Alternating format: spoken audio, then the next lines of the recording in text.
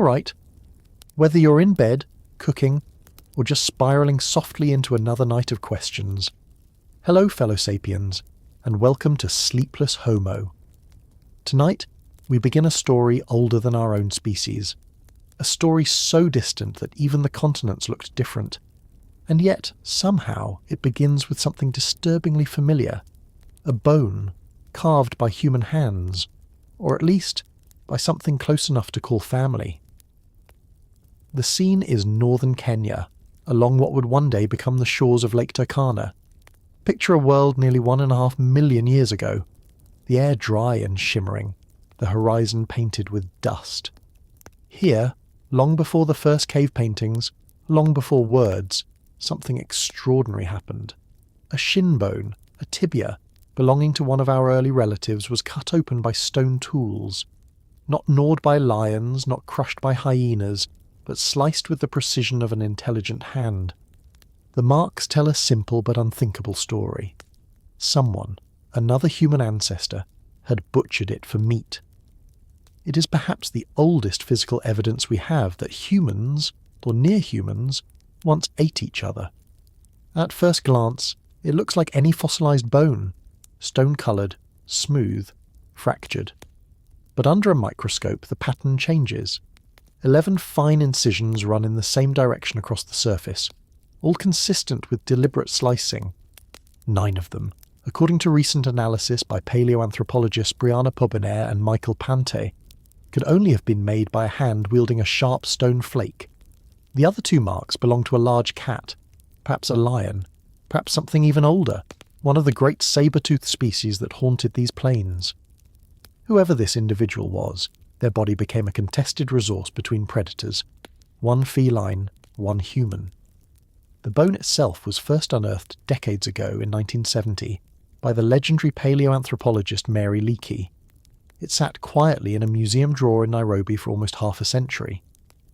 Then, in 2017, Pobiner opened that drawer not to study cannibalism, but to look for bite marks. She was studying who ate early humans, not who early humans ate. What she found instead was a pattern she recognized immediately. She had seen hundreds of fossil animal bones from the same time and region bearing identical signs. Clean butchery, the kind that comes from removing flesh, not scavenging leftovers. When she realized that this particular bone belonged not to a zebra or antelope, but to a hominin, her first thought was disbelief. "No way," she said later, "this can't be what I think it is." But it was. The fossil, now dated to roughly 1,450,000 years before the present, sits in a peculiar moment in evolution. The dominant species in East Africa at that time was Homo erectus, tall, broad-shouldered, long-legged, and fully committed to a life of hunting. They were masters of endurance and persistence, walking farther than any species before them. But Homo habilis and Paranthropus boisei may still have shared that landscape, each with its own ecological niche. If the butcher and the butchered were of the same species, we call it cannibalism. If they were of different kinds of humans, it is anthropophagy. Still horrifying, but technically different. Either way, one thing is clear. To the toolmaker, this leg was meat. The cut marks tell us more than you might expect. They cluster near the attachment point of the calf muscle, precisely where you would cut to remove meat efficiently. The direction of the slices suggests a right-handed tool user working quickly but deliberately. This wasn't clumsy hacking. This was practiced butchery, an act that implies experience, knowledge, and perhaps hunger. What we don't know is intent. Did the butcher kill this individual? Or simply find the body and make practical use of it, the way one might scavenge any carcass? That distinction between murder and scavenging is lost to deep time. The scientific team that analysed the bone used modern comparative data, a digital catalogue of almost 900 experimentally created marks made by both human tools and animal teeth. When the ancient incisions were scanned in 3 dimensions and compared, they matched the human-made category almost perfectly. This wasn't the chaotic tearing of a lion's jaws, it was the clean rhythmic motion of a sharpened stone slicing through flesh. As Pobena noted, they're butchering them in the way they butcher other animals. And that phrasing, quiet and clinical as it sounds, contains the entire shock. For most of our history, We have imagined cannibalism as a late aberration, a breakdown of morality or desperation in famine. But this bone asks us to move that idea back more than 1,000,000 years, into a world without morality, without taboo. The butchers weren't depraved, they were hungry. If this was Homo erectus, they already hunted antelope and processed meat with remarkable skill. To them, a dead body, any dead body, might have been just another opportunity in a dangerous landscape where calories were scarce and predators constant. And yet, this find doesn't exist in isolation. Around the same lake, other fossils tell a story of constant survival. We know these early humans competed directly with large carnivores for carcasses. Their tools, the Acheulean hand axes, were versatile but simple, used to cut meat and break open bones for marrow. It's possible the same actions used on zebra and wildebeest were applied mechanically to one of their own. In the harsh arithmetic of the Pleistocene, meat was meat. Still, the pattern of the cuts suggests something more systematic than scavenging. To butcher efficiently requires planning, knowing where to slice, how to avoid dulling the tool, and what to save for later. It's not just hunger, it's knowledge. In that sense, this tibia may preserve one of the earliest traces of self-awareness, not philosophical, but practical. The realization that the same anatomy shared by the hunter also fed the hunter. Intelligence, it seems, always had a shadow. For scientists, the find also raises a subtler question about classification. What defines us? Was Homo erectus human enough for the word cannibal to apply? Or do we reserve that term only for modern moral frameworks? The fossil record forces us into uncomfortable language, calling acts murder, feast, or ritual for creatures that had none of those words. Pobina herself approaches it carefully. She prefers nutritional anthropophagy, the neutral description of one hominin eating another for calories. There is no sign of symbolism, no hint of ritual, just efficiency. The paleoecology of the region helps explain why. During this period, East Africa was undergoing fluctuating dry and wet cycles. Vegetation patterns shifted, herds migrated unpredictably, and early humans were learning to survive in increasingly unstable climates. Stone tools show heavy wear, indicating repeated butchery and marrow extraction. Fire may have been known but not yet mastered, meaning much of the meat was eaten raw. A large animal carcass could sustain a small group for days. A dead hominin, by contrast, would have offered fewer calories but less danger. You didn't have to chase it. Perhaps this is where the story of us and them began, not with hate, but with hunger. The same evolutionary pressures that taught our ancestors to cooperate also taught them that everything organic was potential sustenance, even each other. From a biological standpoint, cannibalism isn't rare. More than 1,300 animal species do it. It conserves nutrients, reduces competition, and in some cases prevents disease by removing corpses from the environment. Evolution doesn't moralize, it economizes. Still, the sight of those cut marks on a human bone changes something in us. Because that shin bone isn't just evidence of diet, it's a mirror. It shows that our lineage learned to process flesh long before it learned to process guilt. 1,450,000 years later, we stand in museums looking at the same scars and call them gruesome.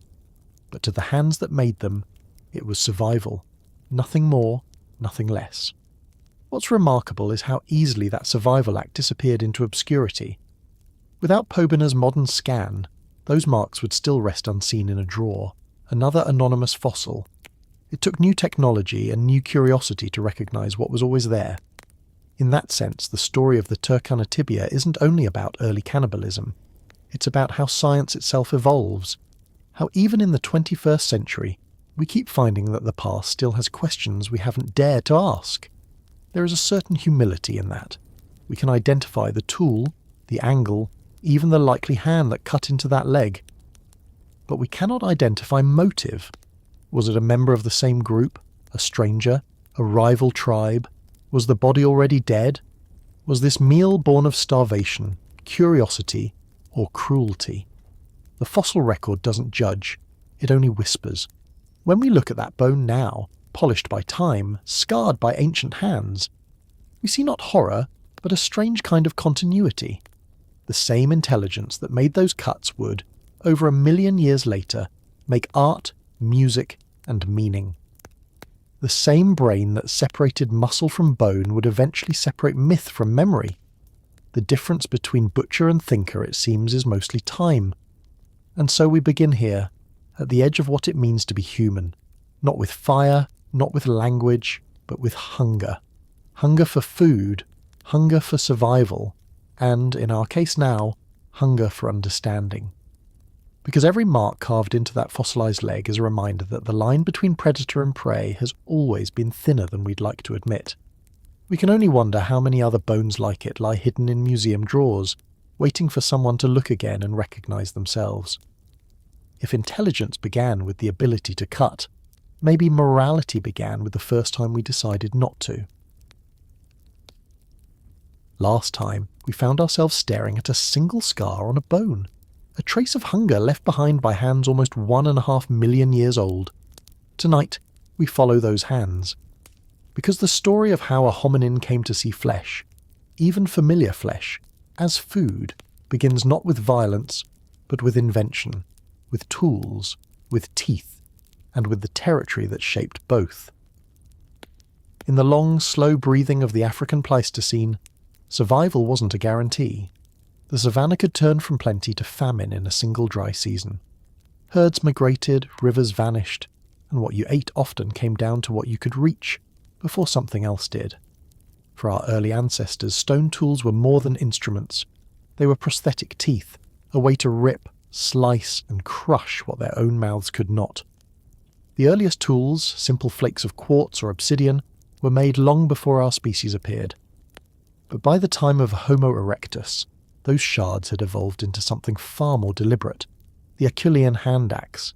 It looks simple, an almond-shaped piece of rock chipped on both sides to a symmetrical edge. But it marks a revolution.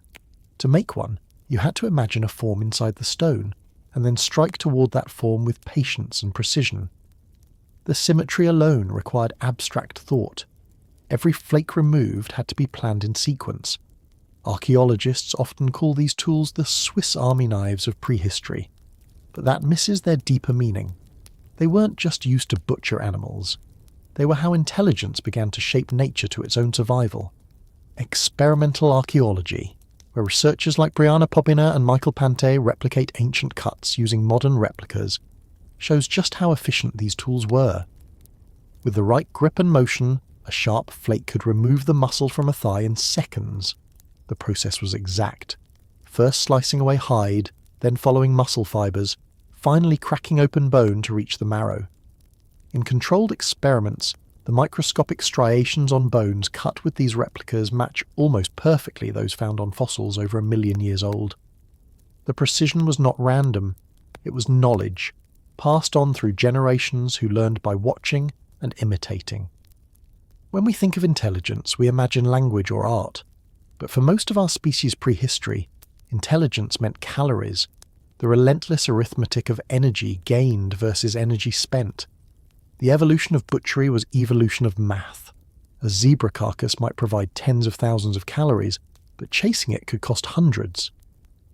A scavenged carcass, found fresh before hyenas arrived, was a windfall. But in a dry year, when herds thinned and predators guarded every meal, the risk of hunger pushed boundaries.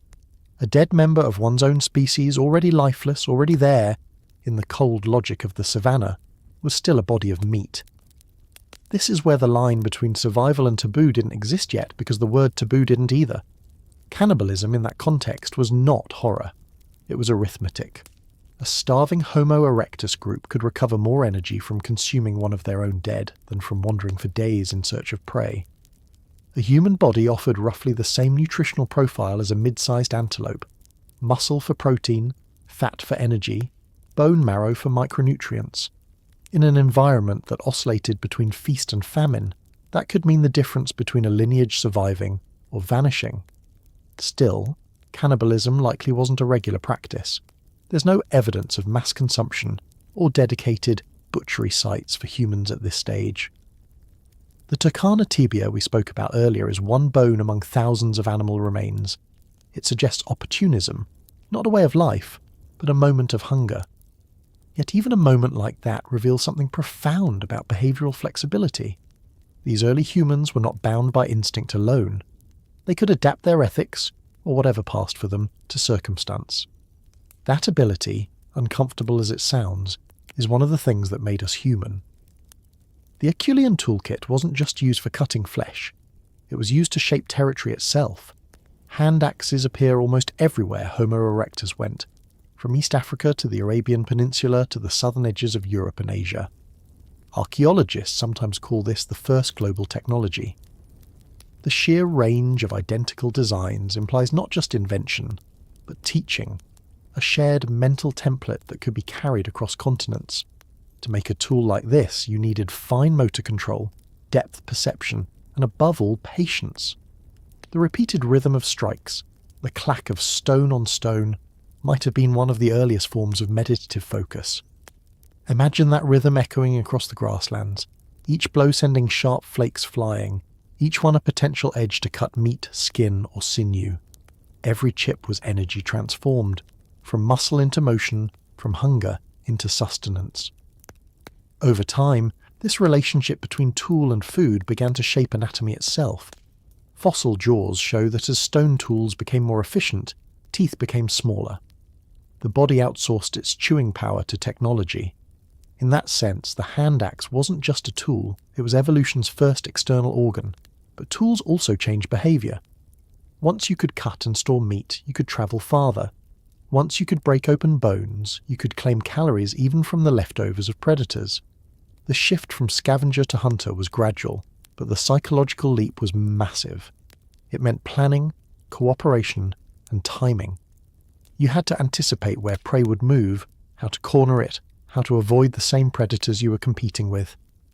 In that evolutionary theatre, cannibalism wasn't strategy. It was a side effect. A fallback when the system failed. Michael Panti's work using digital reconstructions of ancient butchery shows that these early cuts followed recognisable anatomical landmarks, the same ones modern butchers still use. It's a startling continuity. He describes it as a signature of efficiency. That efficiency could extend, tragically or practically, to any body built the same way. From a distance, all mammals are meat. Up close, kinship complicates it, but only once you recognise kinship. And 1.5 million years ago, that concept may not have existed at all. Still, there's evidence that these early humans understood the danger of their own kind. Fossilised skulls show healed fractures from blunt impacts, perhaps conflicts over food, water, or mates. Territory too was becoming something worth defending. Groups that shared tools often competed for the same carcasses. The Herculean edge was both an implement and a weapon. In that sense, the first cut made for survival also carried the seed of violence. Every sharpened stone was both knife and symbol, of hunger and of control. What's striking is how consistent this technological pattern remained for nearly 1 million years. While later species developed specialised weapons, the Herculean hand axe persisted almost unchanged. That suggests it was already near perfection for the lifestyle that required it. Its form was elegant enough to process everything from elephant hide to marrow-rich bone, including sometimes each other's. But the persistence of this tool also reflects something else: stability. A cognitive plateau where intelligence had mastered its immediate environment, yet hadn't yet turned inward to question the cost of survival. And so, we are left with a puzzle. If the same brain that crafted symmetry in stone could not yet craft morality, what exactly was consciousness doing during all those millennia? Was it simply problem-solving in flesh and bone, not yet in meaning? Each experiment in cutting, each flake struck off a core, was a quiet rehearsal for what would later become ethics, an awareness of consequence. You could say that the Herculean toolmaker stood at the crossroads between instinct and reflection, holding a piece of stone sharp enough to divide the two. Even today, modern experiments continue to trace this lineage. In Pobina's lab, early tool replicas are used to test how marks form on different tissues. They butcher goats, pigs, and sometimes animal analogues for human remains, to map exactly how muscle fibres tear. Under a scanning microscope, the striations left by stone flakes form unique microtopographies, a fingerprint of intention. When those patterns are compared to fossils, we can tell whether a mark came from slicing flesh, defleshing bone, or breaking for marrow. It is astonishing that something so small, a groove barely thicker than a hair, can reveal a moment of decision made over 1 million years ago. There's a lesson in all this. It's that survival rarely produces heroes. The same intelligence that painted caves later was born from hunger and cold logic. When we look at these early toolmakers, we shouldn't see monsters, but problem solvers in a brutal world. Cannibalism, in that light, wasn't perversion, it was adaptation. The territory decided the behaviour, and the tools made it possible. We may not like that equation, but there's something almost poetic about it, in a quiet, evolutionary way. The sharper our edges became, the more complex our minds had to be to wield them. The more calories we extracted from the world, the more our brains grew, and the more our teeth shrank. It's as if nature traded bite for thought, fang for idea. And somewhere in that trade, a line blurred, between animal and ancestor, between hunger and awareness. So when we ask what made a hominin look at its own species and see food, the answer might be this. Nothing mystical, nothing cruel. Just survival, sharpened by stone. Hunger didn't invent cruelty. It invented us. All right, whether you're half asleep or half thinking, here's something that will wake both parts up. Imagine a world before empathy, before mercy, before the word human meant anything at all. A world where the grass itself could cut your skin, and where every shadow belonged to something hungry. That was East Africa around 2 million years ago. A savannah pulsing with predators, droughts, and desperate choices. On that stage stood 2 kinds of apes who might have called each other dinner, Paranthropus boisei and Homo erectus. Both belonged to the same larger family of the hominins, but they lived very different lives. Paranthropus was the bruiser, short, thickly built, with jaws and chewing muscles so large they bulged out the sides of its skull. Its molars were the size of coins, made for grinding roots, seeds, and fibrous plants. If you saw one alive, it might remind you of a vegetarian gorilla with a human posture. Its nickname, Nutcracker Man, comes from just that. A face evolved for crushing the tough bounty of the African plains. But strength in the jaws wasn't enough. As climates changed and open grasslands replaced forests, food that could be chewed wasn't always food that could sustain. Meanwhile, Homo erectus had taken a different path. Instead of making stronger teeth, it had made sharper stones. Its diet was flexible. Plants, roots, meat, marrow, whatever the land offered. Its brain, already larger than Paranthropus, could plan, remember, and adapt. In the fossil record, you can see this shift not in the bones of the brain, but in the chemistry of the teeth.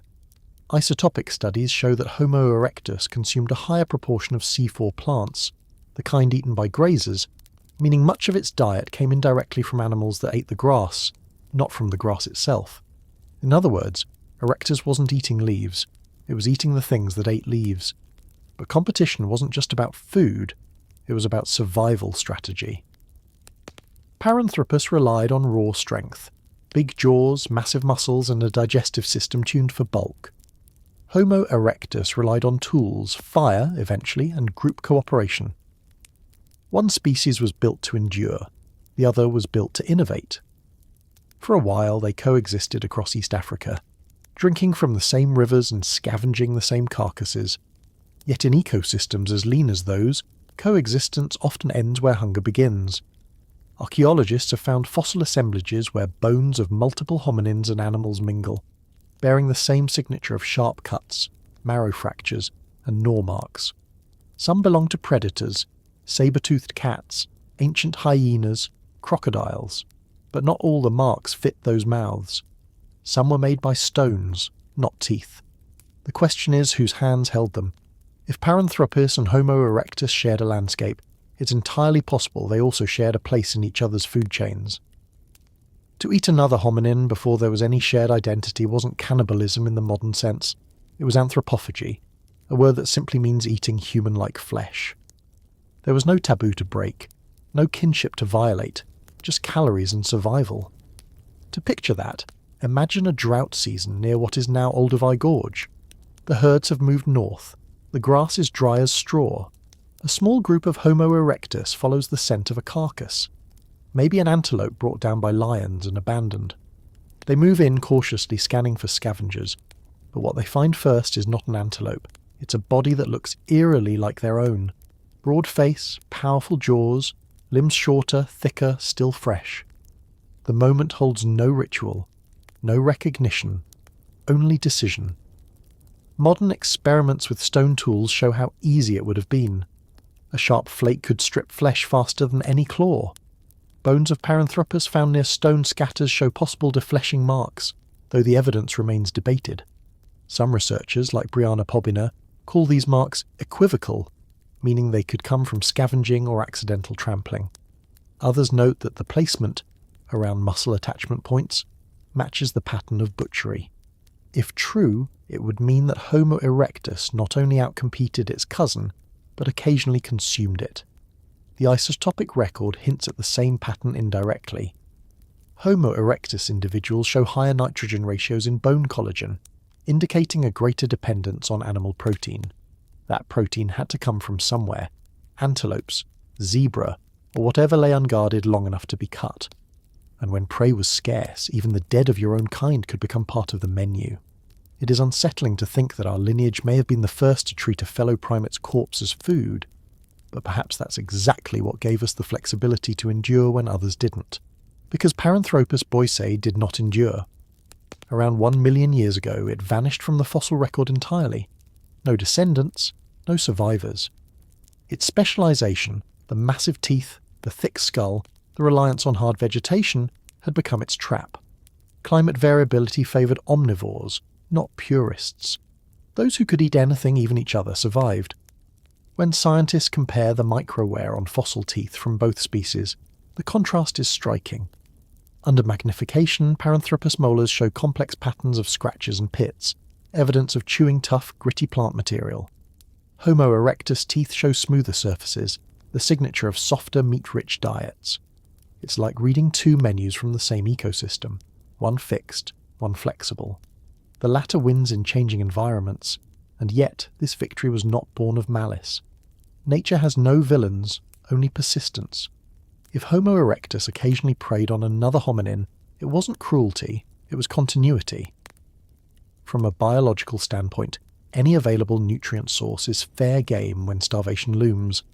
The line we now draw between predator and cannibal simply didn't exist then. These were creatures who lived by reflex, not morality. There's also the possibility that Paranthropus sometimes scavenged the remains of Homo erectus as well. Teeth from boisei individuals, though built for grinding, could still crush soft tissue. If one stumbled upon a fresh carcass, say an infant or injured juvenile, nothing in its evolutionary code would have forbidden feeding. To a hungry omnivore or herbivore in crisis, opportunity is opportunity. Perhaps both species looked at each other and saw the same thing: a rare, protein-rich meal that happened to move on two legs. Paleoanthropologists tread carefully here, because evidence for interspecies predation is thin, often circumstantial. Bones fragment, sediment distorts, and time erases context. A single mark on a fossil can be argued in two directions: accident or intention. But what's undeniable is that the savannah forced hard lessons in flexibility. Species that could adapt their diets survived. Those that couldn't became fossils. In that sense, the hungry savannah wasn't just a landscape. It was a test of imagination. Homo erectus learned to see food in places no one else did. Bone marrow inside a carcass, shellfish along a drying river, or yes, even the flesh of something that looked disturbingly familiar. That ability to cross boundaries of behaviour, to do what necessity demanded, may have been the earliest form of human creativity. If there's one thing evolution teaches, it's that desperation is the mother of invention. The Achillean tool wasn't made in comfort, it was made in hunger. The same hunger that might have led one species to outlive another. The same hunger that would, millions of years later, teach us to plant, to hunt, to build. Today, it's easy to look back and moralize, to imagine these early acts as monstrous. But morality is a luxury born of abundance. When every calorie meant survival, ethics had no vocabulary. We are the descendants of creatures who learned, brutally, that intelligence means little without flexibility. The plains of East Africa didn't reward strength or size. They rewarded adaptability. And adaptability, in its rawest form, sometimes looks like desperation. So perhaps the real question isn't whether Homo erectus ate Paranthropus. It's what that moment meant, not to them, but to everything that came after. Because on that hungry savannah, two faces met, one powerful but fixed, one clever but ruthless. Only one of them would see the next sunrise of evolution, and in that quiet victory, that in the echo of stone striking bone, the story of us had already begun. Picture this. Night falls for the first time not as danger, but as warmth. A flicker of orange light where before there was only darkness and teeth. The air smells like smoke and roasted marrow. Somewhere out there, predators wait at the edge of the glow. And for the first time in the history of life, something other than instinct keeps them away. Fire. Around 800,000 years ago, the savannah began to change again. The climate swung between wet and dry, warm and cold, carving new rhythms into the African and Eurasian landscapes. And somewhere in that long transition, Homo erectus, or perhaps one of its close relatives, learned not just to fear flame, but to feed it. The earliest traces of controlled fire appear as faint, almost accidental signatures. Thin lenses of ash and caves, clusters of reddened stone, animal bones discoloured by heat. Sites like 𝐓𝐈𝐌𝐿𝐄𝐒𝐓𝐀𝐌𝐏𝐒 in Israel and 𝐓𝐈𝐌𝐿𝐿𝐄𝐒𝐓𝐀𝐌𝐏𝐒 in South Africa hold these ghostly records. Charcoal flecks smaller than seeds, calcined bone fragments, and clay transformed by temperatures too high for natural brush fires. It's easy to romanticize this as the birth of home, but at first it was probably anything but. Fire was a scavenger's ally, a tool to keep hyenas back while early humans gnawed at carcasses. Smoke masked scent. Flames deterred the eyeshine of lions. But what mattered most was heat, the slow chemical unlocking of calories. Cooking didn't just make food safer, it made it more efficient. It softened tissue, broke down collagen, and released energy that raw flesh locked away. In a world where every bit of nutrition mattered, fire was evolution's most important multiplier.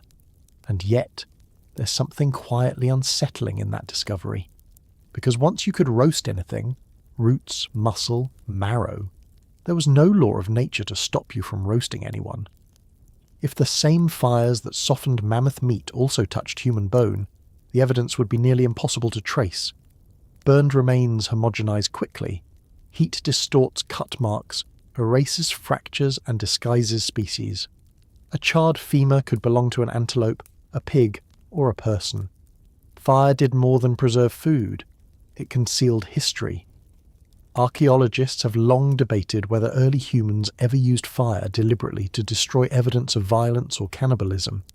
It's hard to prove, because most open-air sites are eroded and cave hearths were reused for thousands of years. But the pattern raises questions. Why do some hearth layers contain burned human bones mixed with animal remains, while others show only tools and ash? At this stage, there's no ritual or morality involved, just possibility. When fire became a tool, it also became a cover. We tend to think of fire as a human triumph, the spark that tamed nature. But in the Middle Pleistocene, it also magnified our capacity to dominate each other. Heat changed not just what we ate, but how we organised life. Camps formed around hearths. Families, maybe tribes, began to define themselves by the shared control of flame. But with territory came competition. If one group controlled fire, others might have to steal it. And in that theft lay the first possibility of weaponized flame. Torches flung, shelters burned, dominance enforced not by teeth, but by heat. Still, the primary story of fire then was survival. Wonderwork Cave, deep in South Africa's interior, offers a glimpse of what that looked like. In its ash layers, over 400,000 years old, researchers found plant matter burned at controlled temperatures, not too hot, not too cold, suggesting deliberate feeding of fuel. Animal bones show exposure to similar heat, some cracked open for marrow after roasting. It's unclear whether any of those bones belong to humans, but the principle was set. Once cooking existed, anything that could burn or blister became potential nourishment. The caloric economics of cooked food are staggering. Compared to raw meat, cooked meat yields up to 30% more usable energy and requires far less chewing. Over evolutionary time, that extra energy may have fueled the growth of our brains.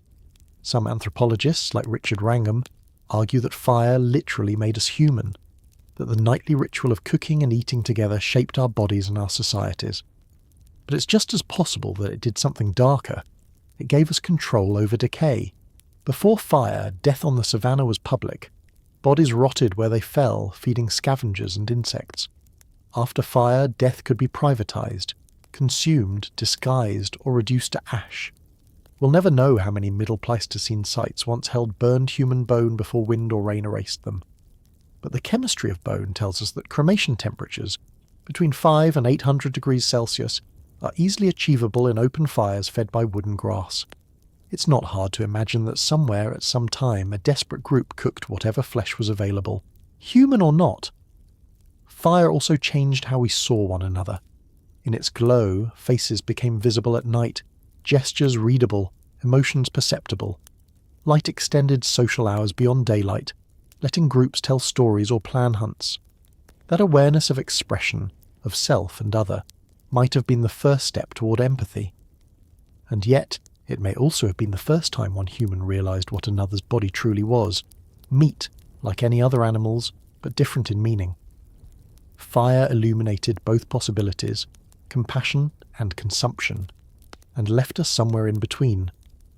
At some sites, charred bones show patterns of selective burning, heads, hands, and limbs cooked unevenly, as though placed deliberately in a fire. Some argue this represents attempts at disposal, protection from scavengers or disease. Others suspect more direct motives, extracting marrow, softening flesh, or experimenting with preservation. Without language, we can't know intention. But every hearth tells the same silent story. Warmth and violence were never far apart. There's also the question of fear. Did fire make us safer from predators, or did it make predators out of us? Night vision in humans is poor. The circle of firelight gave safety only in a small radius. Beyond it lay blackness, unknown shapes, eyes reflecting back. Those who mastered fire could rest, while those without it remained prey. In that split, the ecological hierarchy changed forever. The first technological inequality was born. Those with flame survived. Those without vanished. Perhaps the same was true within our own genus. When you stare into a campfire today, what you're seeing is continuity. The same chemistry that warmed our ancestors still shapes our instincts. The crackle of burning wood, the smell of smoke, even the colour of ember glow. They trigger deep responses, comfort and caution at once. It's no wonder so many origin myths begin with stolen fire. To master it was to defy the natural order. To use it on flesh, any flesh, was to become something new. In modern experiments, burned bone behaves almost identically whether it belonged to a human or a gazelle. Collagen degrades, minerals recrystallize, and microscopic fractures erase all but the deepest cut marks. That means if early humans ever cooked human flesh, the evidence may be gone forever.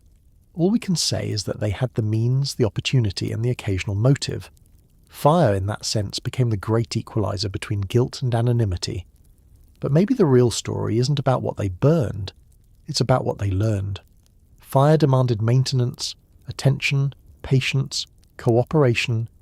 It forced early humans to gather, to share fuel, to watch the embers and feed them.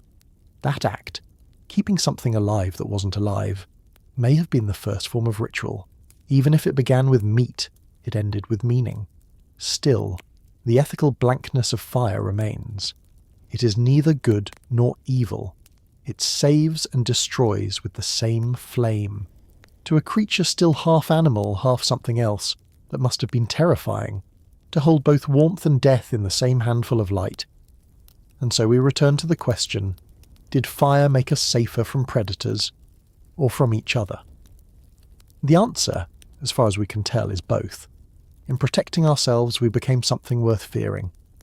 Every spark lit in the Pleistocene still burns inside us, bright enough to cook, bright enough to kill, and perhaps bright enough to see ourselves for what we are. The only animal that learned to burn its own history to stay warm. All right. Whether you're in bed or somewhere between thoughts, Imagine a quiet clearing in what is now northern Germany, roughly 300,000 years ago. The air is cold, heavy with the smell of wet grass and blood.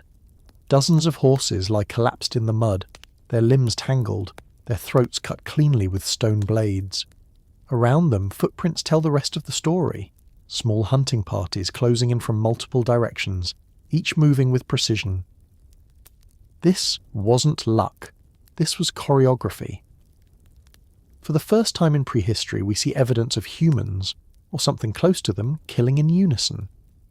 The species was Homo heidelbergensis, a transitional form between Homo erectus and the later Neanderthals and Sapiens.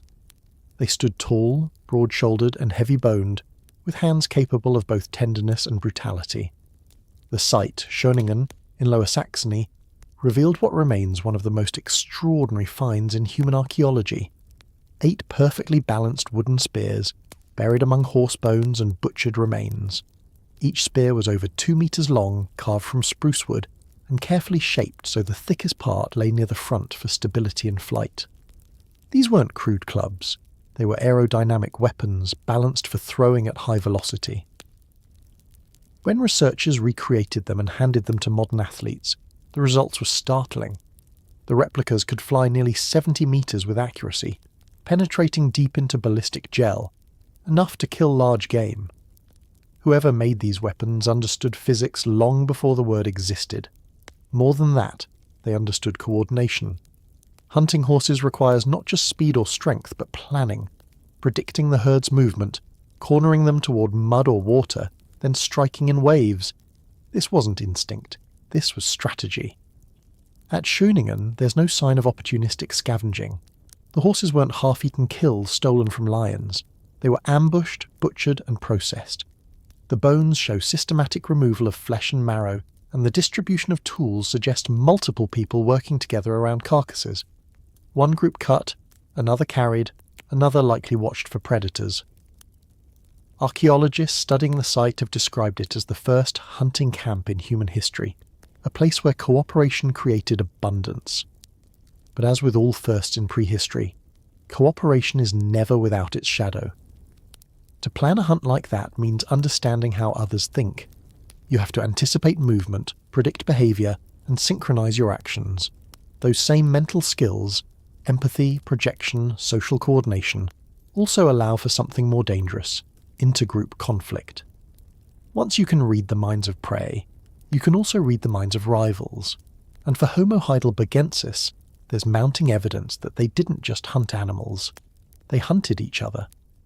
Across sites in Europe and Africa attributed to heidelbergensis or their close kin, we find fractured skulls, parry wounds, and lesions consistent with interpersonal violence. Some fossils show blunt force trauma to the face or cranium, inflicted by weapons similar to their own wooden spears. Others display healed injuries, meaning these weren't accidents, they were part of life. A fossilized skull from Bodo, Ethiopia, roughly 600,000 years old, shows deep cut marks along the cheekbone and forehead, made by stone tools after death. The intent remains debated, defleshing, mortuary practice, or cannibalism, but the fact is inescapable. This was one of us, processed by another. To understand what that means, we often look to our closest living relatives. Among chimpanzees, organized violence is surprisingly common. Neighboring troops will patrol borders, ambush lone males from rival groups, and dismember them methodically. These are not random attacks, but calculated campaigns of elimination. Researchers call it coalitionary aggression, but it is in simpler terms war. What's remarkable is that chimpanzees exhibit the same prerequisites seen at Schöningen: group coordination, shared intention, and the cognitive capacity to view others as threats to resources. The difference is scale. Homo heidelbergensis wasn't fighting with teeth and hands, they were fighting with tools designed for killing at distance. Once that technology existed, the line between hunting and warfare blurred forever. The spear doesn't care what it's thrown at. What's equally revealing is the emotional distance implied by their tools. The Schöningen spears show not only precision but detachment. A thrown weapon lets you kill without contact, without feeling the resistance of muscle or the heat of blood. It's a psychological step forward, or backward depending on how you see it. For the first time, violence could be impersonal, It could be systematic. If heidelbergensis organised hunts, they may have organised raids. Small mobile groups following herds across territories would inevitably have encountered others. Competition for prey and water could have led to skirmishes. A broken radius here, a punctured skull there. These injuries tell the story of conflict that lasted generations. The archaeological record doesn't yet give us a massacre site, no battlefield of bones, but what we do see are patterns of selective trauma. Lethal strikes to the head and chest, not random scatter. These were intentional kills, and yet calling them killers feels almost too modern. They weren't moral agents as we are. They were apex omnivores navigating a harsh ecosystem where hunger outweighed empathy. Their violence wasn't ideological, it was ecological. The world they inhabited was full of predators just as efficient. Saber-toothed cats, giant bears, packs of hyenas. Every calorie mattered. Every rival reduced the share. In that sense, intergroup aggression may have been an adaptive behaviour, ensuring the survival of one's own band at the expense of others. Nature doesn't reward kindness, it rewards continuity. But there's still a strange poetry in the way their weapons were made. Each spear took hours of carving, sharpening, balancing. It required planning and knowledge of wood grain, a sense of symmetry, and a memory of how the previous hunt had gone.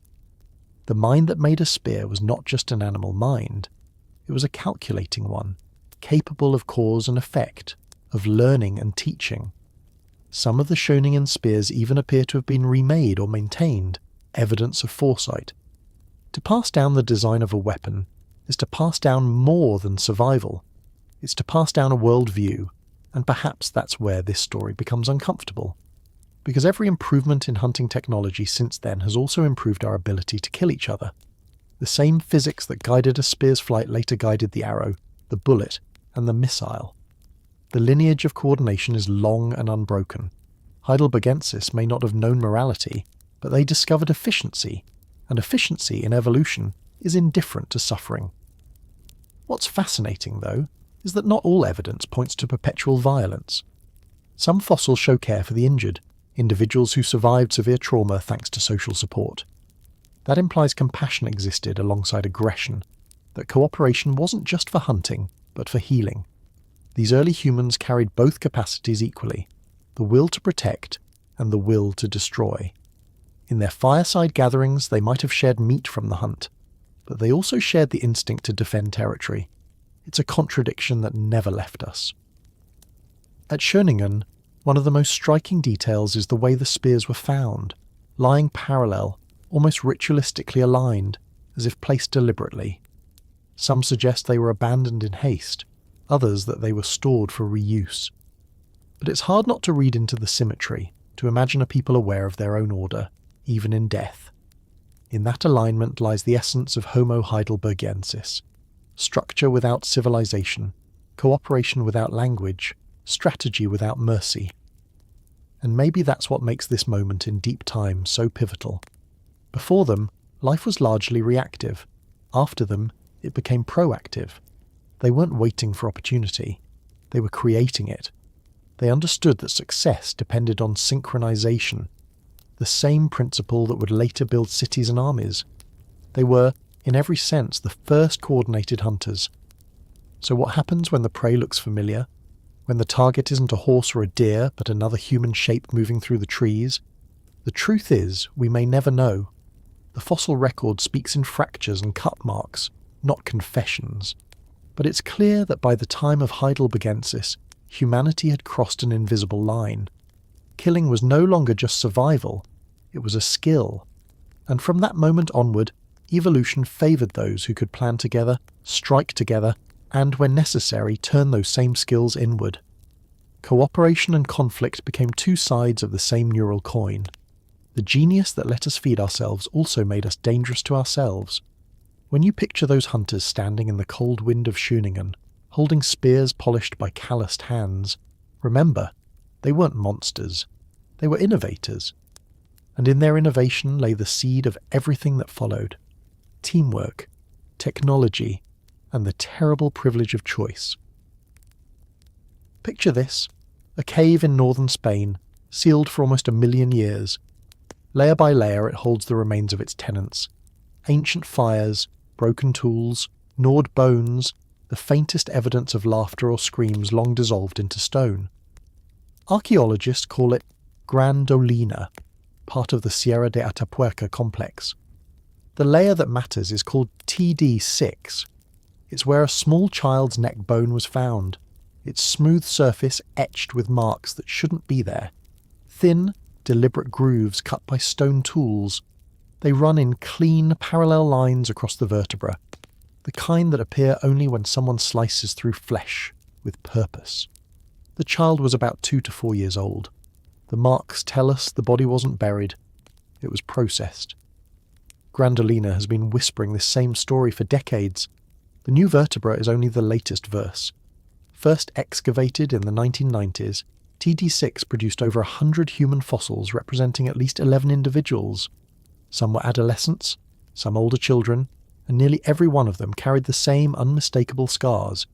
Cut marks where muscle meets bone, percussion fractures where marrow was split out, impact points where skulls were opened. It wasn't ritual, it wasn't random, it was butchery. The people responsible belonged to Homo antecessor, a species that lived here roughly 850,000 years ago. Their exact place on our family tree is still uncertain.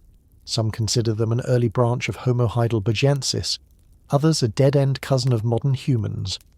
What is certain is that they were anatomically advanced for their time, tall, agile, intelligent, and by every sign efficient hunters. They made tools sharp enough to fillet muscle cleanly from bone, and they knew the difference between a carcass worth keeping and one worth discarding. When the first human bones were identified in TD6, the reaction from the scientific community was disbelief. Cannibalism that early? The evidence seemed too extreme. Maybe it was a mortuary custom, they said. Maybe the bones had been chewed by animals after death. But no animal leaves incisions like that. Incisions that mirror exactly those found on deer bones, processed by the same species in the same layer. The same tools that flayed antelope also flayed children. Under microscopes, the cut marks align perfectly with butchery patterns used to extract edible muscle. The long bones were cracked at the centre for marrow, the skulls opened at the base for brain tissue. Even the small hand and foot bones show signs of disarticulation, as if nothing was wasted. Dr. Palmira Saladier, who spent years studying the remains, described the pattern with chilling clarity. The child was processed like any other prey. But Gran Dolina's horror isn't in a single event, it's in repetition. The cave's layers are time stacked upon time, not a massacre, but a habit. Multiple strata, separated by thousands of years, contain the same grisly evidence. Human bones mixed with butchered animal remains, the same tool types, the same methodical cuts. It wasn't desperation, it was tradition. What makes this even harder to grasp is the context. This wasn't an Ice Age famine. The climate then was mild, Mediterranean, full of resources. Pollen samples reveal oak and pine forests nearby. With rivers teeming with fish and valleys full of game, the cave's occupants weren't starving, they were thriving, which raises the question, why eat your own if you have enough? Some researchers think the answer lies in competition, not hunger. Homo antecessor likely shared Iberia with other human groups. If rival bands entered their hunting territories, the easiest way to eliminate future threat was to target the young. A grim kind of strategic cannibalism. Children couldn't fight back, but their absence would weaken the next generation. It's the same logic chimpanzees use during intergroup conflicts today, attacking juveniles to destabilize neighbors. The marks on the Gran Dolina bones aren't frenzied. They're careful. Whoever did this wasn't in panic. They were following a plan. Still, it's important to remember how far removed we are from those instincts. Homo antecessor lived in a world without abstract morality, without language as we know it, without the concept of taboo. To them, meat was meat. Once you recognize another body as a source of calories, the distinction between prey and kin disappears. Anthropologists call this nutritional anthropophagy, the consumption of another hominin not as a ritual act but as a food source. It sounds monstrous, but it might have been logical. A human body offers about 125,000 calories, more than most game animals of similar size. To a small band of hunter-gatherers, that's survival for a week.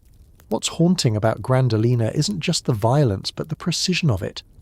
The bones were found with stone flakes nearby, each chipped from flint or quartzite, perfectly capable of cutting through flesh. Some of the flakes were still stained red with iron oxide from the soil, as if frozen mid-act. The archaeological record here isn't just bones, it's choreography frozen in time. Cut, strike, break, burn, repeat. The newly discovered vertebra, described in 2025, adds a disturbing detail. The incisions were made with the same practiced motion seen on large animals, running across the side where the neck muscles attach. Whoever held that tool knew exactly where to cut, and that implies teaching, the passing down of technique. Cannibalism, at least here, wasn't a spontaneous response to crisis. It was learned behaviour, transmitted across generations like toolmaking or firekeeping. Itapuerca's excavation team has described Dolina as a time capsule of violence. Yet within that brutality lies data, invaluable clues about cognition, diet, and social structure. The very fact that Homo antecessor could cooperate to hunt and process large prey, then apply the same process to their own species, tells us they had the cognitive complexity for empathy, but perhaps not yet the restraint to act on it. In their world, moral lines hadn't been drawn. Each layer of TD6 preserves a different season of occupation. You can read the sediment like a diary of recurrence. Ash from fires, chipped stone debris, the remains of butchered animals, and inevitably fragments of human bone. One stratum even shows that after a period of abandonment, another group returned centuries later and did the same thing again. Dolina wasn't just a kill site, it was a kitchen. Even now, standing inside the excavation chamber, the floor looks deceptively ordinary, just ochre earth and scattered fragments. But under microscopes, those fragments tell a collective story of hunger, efficiency, and continuity. The oldest cut-marked bones belong to Homo antecessor themselves. Later layers contain the remains of their successors, repeating the same behaviour. The cave, in a way, became a feedback loop of survival and predation. One could almost imagine that by the time the last of them left, the act had lost its shock. It had become routine, a practical answer to competition. Perhaps no one even remembered a time before it began. There's something deeply human in that, in the way behaviours persist long after their original need fades. Even today, culture transmits habit long past its purpose. What began as survival can become identity. Dolina's long, bloody continuity suggests that early humans were already capable of tradition, not in the sense of ceremony, but of repetition. Once something worked, it stayed, even if what worked was eating each other. We can't say how it ended. The lineage of Homo antecessor eventually vanished, their genetic story swallowed by later populations. Maybe they were outcompeted. Maybe they became the hunted. But the cave they left behind still bleeds knowledge, an unbroken record of the first humans to treat their own kind as part of the food chain. Archaeologists excavating TD6 today do so with near-sacred caution. Every bone fragment is logged, scanned, and reassembled digitally. The child's vertebra is handled with gloved hands, kept in climate-controlled storage, its surface studied under scanning electron microscopes that reveal every groove, every intention. What they're uncovering isn't just prehistory, it's the earliest evidence of self-recognition without mercy. Standing in that cave now, it's almost impossible not to feel the weight of time pressing down. The air smells faintly of limestone and dust, the silence so deep you can hear your own breathing. The same silence once followed the cries of those children, long after the fire died and the bones cooled. It's hard not to wonder if the cave remembers, if, in some geological way, it still echoes with what happened there. But we should resist the temptation to see them as monsters. Monsters are fictional. These people were real. They laughed, fought, mated, and shared food. They simply hadn't invented the category of forbidden. The moral distance between survival and atrocity hadn't yet been mapped. What we're seeing in Dolina isn't evil. It's the raw, unfinished logic of evolution testing its limits. And maybe that's the true meaning of this place. That culture, empathy, and violence all evolve together, layer by layer, just like the sediment in the cave. The same mind that could shape a blade could also rationalize what that blade was used for. The cave itself didn't choose what story to preserve. It just kept collecting evidence until it became impossible to look away. And as we stand here, almost 1 million years later, looking at that small vertebra etched with the world's oldest cruelty, we can only whisper the same words every archaeologist feels when the dust settles. We still don't know why. Imagine a place that remembers more about hunger than about love. Deep in northern Spain, in the quiet layers of Gran Dolina, archaeologists found a question still echoing from 850,000 years ago. Why were the young the ones most often carved, broken and eaten? Of all the bones unearthed in that chamber, most belonged not to adults but to children and adolescents. The evidence was not chaotic, it was systematic. Something, or someone, had chosen them. And that, scientists realised, might have been the first time one branch of humanity used another's youth as a resource. When researchers like Palmira Saladier and Manuel Mosquera began to catalogue the TD6 remains, they noticed the pattern immediately. The site preserved the bones of at least 10 individuals, many still showing the microscopic cut marks and percussion fractures left by stone tools. But these weren't random victims of starvation or accident. The age structure was skewed, heavily toward the young. The scientists called this an overrepresentation of juveniles. What that means, in plain words, is that whoever did the butchering wasn't just eating what was available, they were selecting. That idea became the foundation of the strategic selection hypothesis. It proposes that these early humans, the species we call Homo antecessor, may have targeted the young of rival groups for reasons beyond hunger. Maybe it was about reducing future competition, controlling population pressure, or asserting dominance over a neighbouring band. In other words, it might not have been a moment of desperation at all, but strategy. It is deeply uncomfortable to imagine our distant cousins planning raids on others who look just like them. But this hypothesis didn't appear from imagination. It came from patterns in bone chemistry, age profiles, and comparative ecology. When you look at the number of child and adolescent skeletons at Gran Dolina, it's far too high to match a normal mortality rate in a small band. It's as if someone deliberately culled the youngest and weakest. And when that pattern repeats across multiple layers of sediment, it starts to look cultural, a learned behaviour rather than an accident. Mosquera and his team approached the question cautiously. They compared the fossil distribution with animal predation patterns and with modern primate behaviour. Among chimpanzees, males sometimes conduct lethal raids against rival groups, targeting infants. The purpose isn't food, but destabilization. Eliminate offspring, and you erase the next generation of competition. If Homo antecessor had evolved similar social structures, small groups competing over territory and resources, this kind of targeted aggression would have made grim evolutionary sense, and yet Gran Dolina's evidence complicates things. The cut marks on the bones aren't just from killing, they're from processing. Muscle was stripped, bones were cracked to reach marrow, skulls were opened to remove brain tissue. These were not trophies, they were meals. So what began as an act of intergroup violence may have ended as a pragmatic meal. Or perhaps both were true. Violence and hunger intertwined. Survival and competition feeding into one another. In the calculus of Pleistocene life, calories mattered more than compassion. A human child provided roughly 40,000 calories, more than enough to sustain a small group for several days, and unlike an adult bison or deer, a child required no coordinated hunt or dangerous chase. They were small, slow, and defenseless. It's horrifying to think in those terms, but evolution doesn't read ethics, it reads efficiency.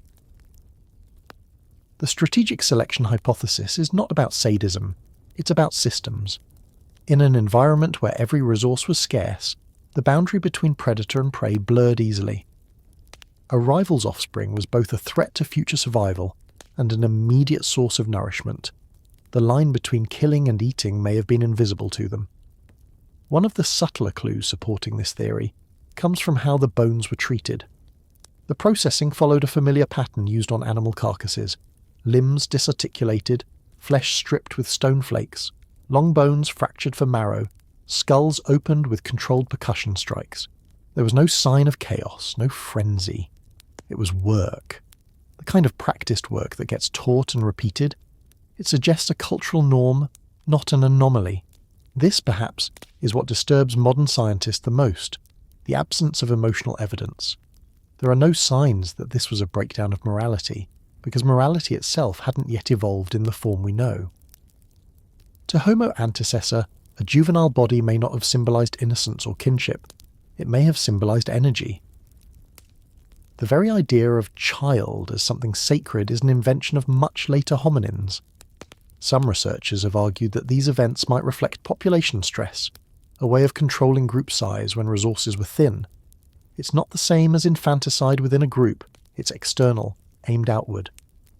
By consuming rivals, a band could both reduce competition and increase its own energy intake. In this sense, cannibalism wasn't a pathology, it was an ecological tool. Others disagree, suggesting the selection was opportunistic rather than strategic. Maybe the young were easier to capture and nothing more. Both possibilities make sense.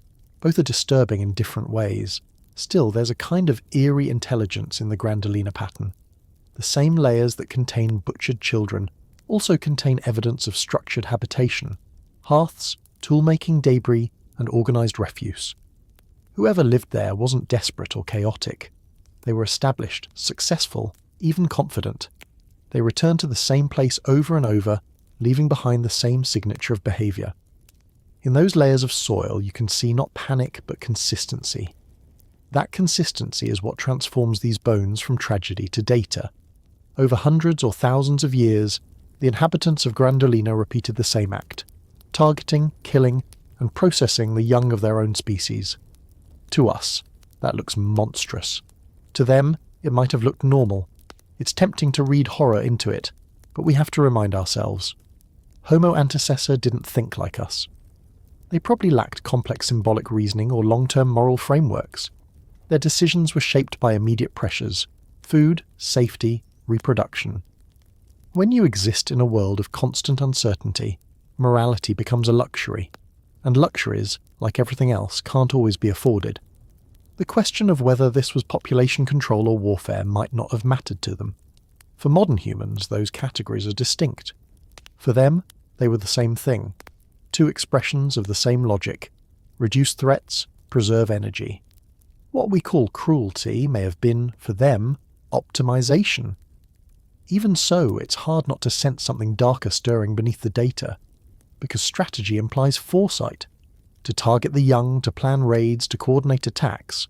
All that requires shared intention, communication, cooperation, which means the same mental capacities that would one day make us artists, storytellers, and scientists may also have made us killers. The neural architecture for empathy is the same one that allows prediction and planning. The difference lies in how it's used. Perhaps that's the true discomfort of Dolina. It forces us to confront the continuity between our intelligence and our violence. We often like to think of brutality as primitive and reason as modern, but here they appear together, born from the same brain. To plan is to imagine. To imagine is to anticipate outcomes.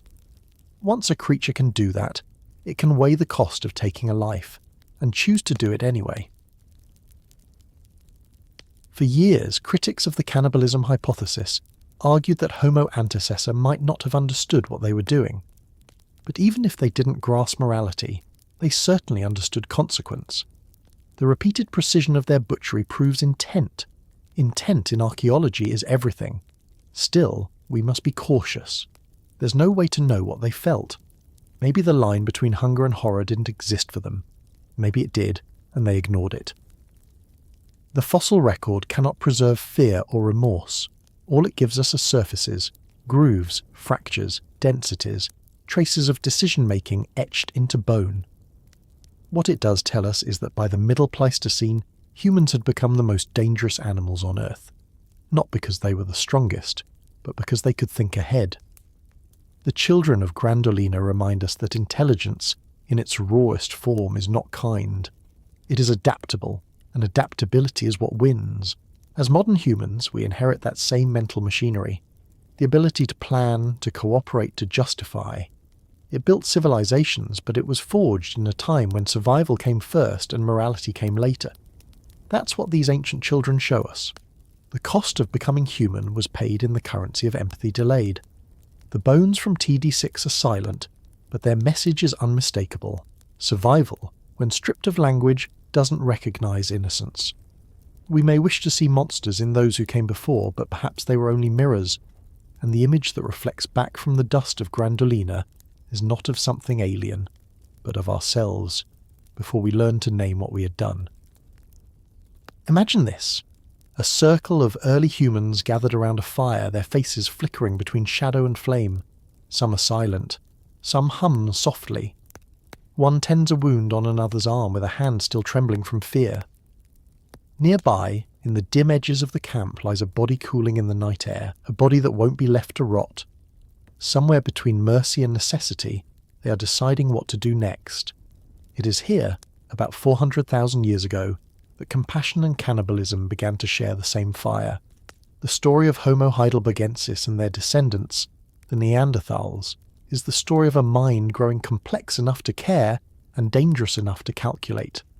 By the time they emerged across Africa and Eurasia, these humans were building controlled hearths, organised, tended and reused across generations. Fire no longer belonged to chance lightning strikes. It was a possession, a technology, a symbol of togetherness. Around the hearth, danger retreated, meat cooked, and stories likely began. But warmth always reveals more than it hides, because where there is fire, there is also evidence of something else: trauma, broken skulls, and butchered bones. When we look at the fossil record from places like Bilsingsleben in Germany or Terra Amata in France, we see traces of cooperation that would have been unthinkable in earlier hominins. Shared living spaces, coordinated hunting, and care for the injured suggest that these early humans didn't just live side by side, they depended on one another. At Atapuerca's Cima de los Huesos, some of the earliest evidence of intentional body deposition, possibly proto-burial, appears. A young individual's bones were placed deep in a pit, far from the surface, perhaps deliberately. There's no proof of ceremony, but there's a hint of it. A suggestion that the living were beginning to understand death not just as absence, but as belonging to the group. And yet, these same species left behind bones that had been deliberately broken for marrow, the same hands that may have placed the dead in a pit also, elsewhere carved into them. At sites across Europe, cut-marked human bones mingle with those of horses, deer and bears. They were processed with identical technique, defleshed, cracked, discarded. There is no easy moral story to tell here. Compassion and consumption grew together, like twin roots from the same soil. For a long time, scientists tried to draw a clean line between the two behaviours, between empathy and violence, between care and cruelty. But nature rarely draws straight lines. In Homo heidelbergensis and early Neanderthals, the brain was already large, nearly the same size as ours. It held the capacity for foresight, for cooperation, for memory. But that same brain also carried the ability to rationalise. When you can anticipate hunger, you can justify almost anything to stop it. It's worth remembering that for these humans, every calorie was a victory. Life in Ice Age Europe meant constant scarcity. Mammoths, horses and aurochs provided enormous energy, but the hunt was deadly. One mistake could cost a life. The dead body of a group member was, in raw biological terms, an unused resource, and sometimes when winter dragged on too long, the line between grief and survival may have blurred. The act of cutting may not have been cruelty, it may have been closeness, a way to keep the lost within the living, even if only for another few days. But compassion too left marks. In the same fossil layers where we find cut bones, we also find healed ones. Skulls with wounds that closed over time, leg fractures that knit back together, jaws that broke and mended long before antibiotics existed. Someone cared for those people. Someone brought them food, tended them, waited for them to heal. Without that care, they would have died. It's impossible to look at those healed fractures and not see a form of love, even if it had no word for itself yet. At the same time, evidence of trauma in these populations suggests that violence was woven into their world. Many Neanderthal fossils show blunt force injuries, stab wounds and fractures consistent with interpersonal conflict.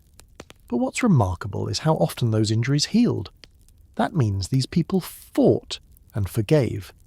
They lived together long after pain. That requires not just instinct, but relationship. Some researchers think this paradox, tenderness and brutality in the same brain, might be what made us human in the first place.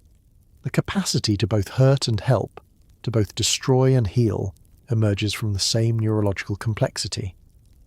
Empathy doesn't erase aggression, it manages it. It lets a species survive its own intelligence. The ones who could cooperate without being paralysed by empathy were the ones who lasted. Archaeological sites like Boxgrove in England tell part of that story. There, Homo heidelbergensis left behind thousands of stone tools and butchered animal remains. Among them lay the shin bone of a human, bearing cut marks just like those on the deer bones beside it. The same tools that processed game had been used on a member of their own kind. But again, context matters.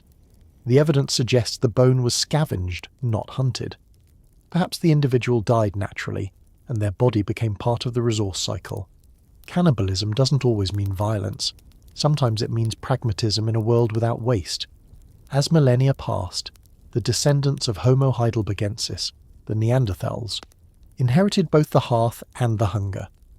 They built more complex shelters, crafted finer tools, and buried their dead with intention. In Shanidar Cave, one Neanderthal man was laid to rest among flowers, his body covered with pollen grains that suggest ritual or care. He had lived years with severe injuries, a missing arm, a crushed eye socket, and partial deafness. Others must have tended him, carried him, fed him. That level of compassion was once thought uniquely human, but it belonged to them too. And still, at other Neanderthal sites, bones tell a different story. Crania split open, long bones shattered, jaws scraped clean of muscle. The butchery patterns are deliberate and identical to those used on animals. The same species that buried their dead also sometimes ate them. These acts weren't symbolic, they were functional. The Neanderthals didn't have moral frameworks to violate, just situations to survive. There's something almost terrifying in that honesty. Their world didn't divide behaviour into good and evil. Every act, from feeding an injured companion to consuming a corpse, came from the same logic: continuity of the group. Life sustained life, and fire burned on. When anthropologists try to trace the origins of empathy, they often point to the care of the sick. But perhaps empathy and cannibalism evolved together, both born from the recognition of another's suffering. To help and to consume are opposite reactions to the same perception. That body is valuable. One response preserves life, the other recycles it. Both require awareness of another's state, both demand cognition. The difference lies in what follows that recognition: preservation or utilization. This is why the transition between Homo heidelbergensis and Neanderthals feels like a hinge in our story. Here, we begin to see ourselves clearly. These were beings with language-like communication, emotional memory, and cooperative structures. They mourned, they killed, they cared, they consumed. They were, for the first time, fully conscious social animals negotiating survival through intelligence rather than instinct. And when they gathered around their hearths, the same circles of flame that still warm us today, they may have felt something familiar: comfort mixed with unease. Because fire doesn't just cook, it illuminates. It shows faces clearly. It makes the dead visible. Around those flames, our ancestors likely told stories, shared food, and made decisions about life and death. In the same orange light that reflected off a blade slicing meat, it also glowed in the eyes of someone soothing a crying child. Every hearth, ancient or modern, holds both those truths. To share warmth is to admit we all burn the same fuel. To eat together is to acknowledge hunger. And maybe that's the thread that ties compassion and consumption. The understanding that survival is shared, and so is the cost of it. By the time the Neanderthals vanished sometime after 40,000 years ago, they had left behind not just tools and bones, but evidence of something deeper: the emotional range of a species capable of both grace and cruelty. We can still see it in ourselves. When we save, when we destroy, when we comfort, when we consume, it's the same fire, just burning under different skies. The ones who watched the fire taught us both mercy and method. And if empathy evolved beside the instinct to feed on our own, maybe it was never meant to erase the dark in us, only to help us see it more clearly. Picture this: a cold cave in what is now Belgium, sometime around 40,000 years ago. The Ice Age wind outside moans through the entrance, carrying the scent of pine smoke and blood. Inside, near the faint orange shimmer of a dying fire, lies a scatter of bones. Not all of them animal. Among them a femur polished from use, its ends chipped and worn smooth by repetition. Whoever held it didn't carve it for ritual or for art. They used it like a hammer. They used it to make something sharper. What kind of mind looks at a friend's leg and sees a tool? The story of Goyet Cave isn't one of horror. It's one of practicality. Around 40 millennia ago, a small group of Neanderthals took shelter in this deep limestone chamber near today's Meuse Valley. The world they lived in was collapsing around them. Glaciers advanced, herds migrated farther. And the landscape, once full of warmth and forest, had become a cold grassland broken by ice and bone. These people lived close to the edge of survival, and in the silence that followed each hunt, they used everything they could. When archaeologists excavated Goyet, they found the remains of at least 5 Neanderthal individuals, men, women, and children. Their bones were mixed among reindeer, horses, and mammoth fragments. But the difference was in the details. On the human bones, microscopic analysis revealed unmistakable cut marks, fine, deliberate incisions made by sharp flint blades, the same marks seen on butchered game.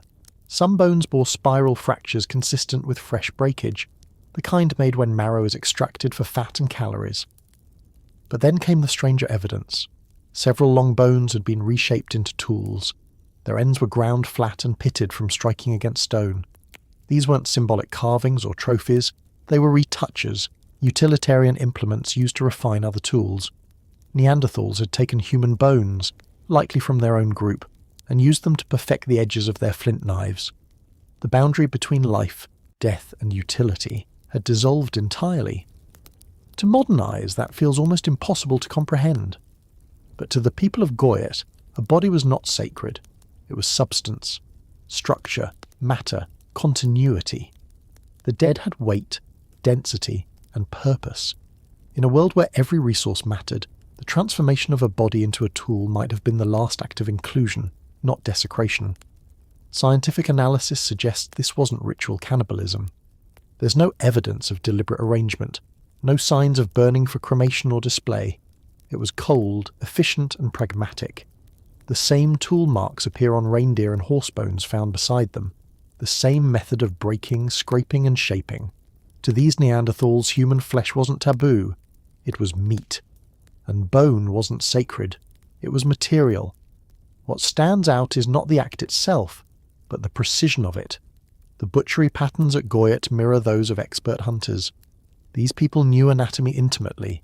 They cut along muscle attachments, separated joints, and accessed marrow with practiced skill.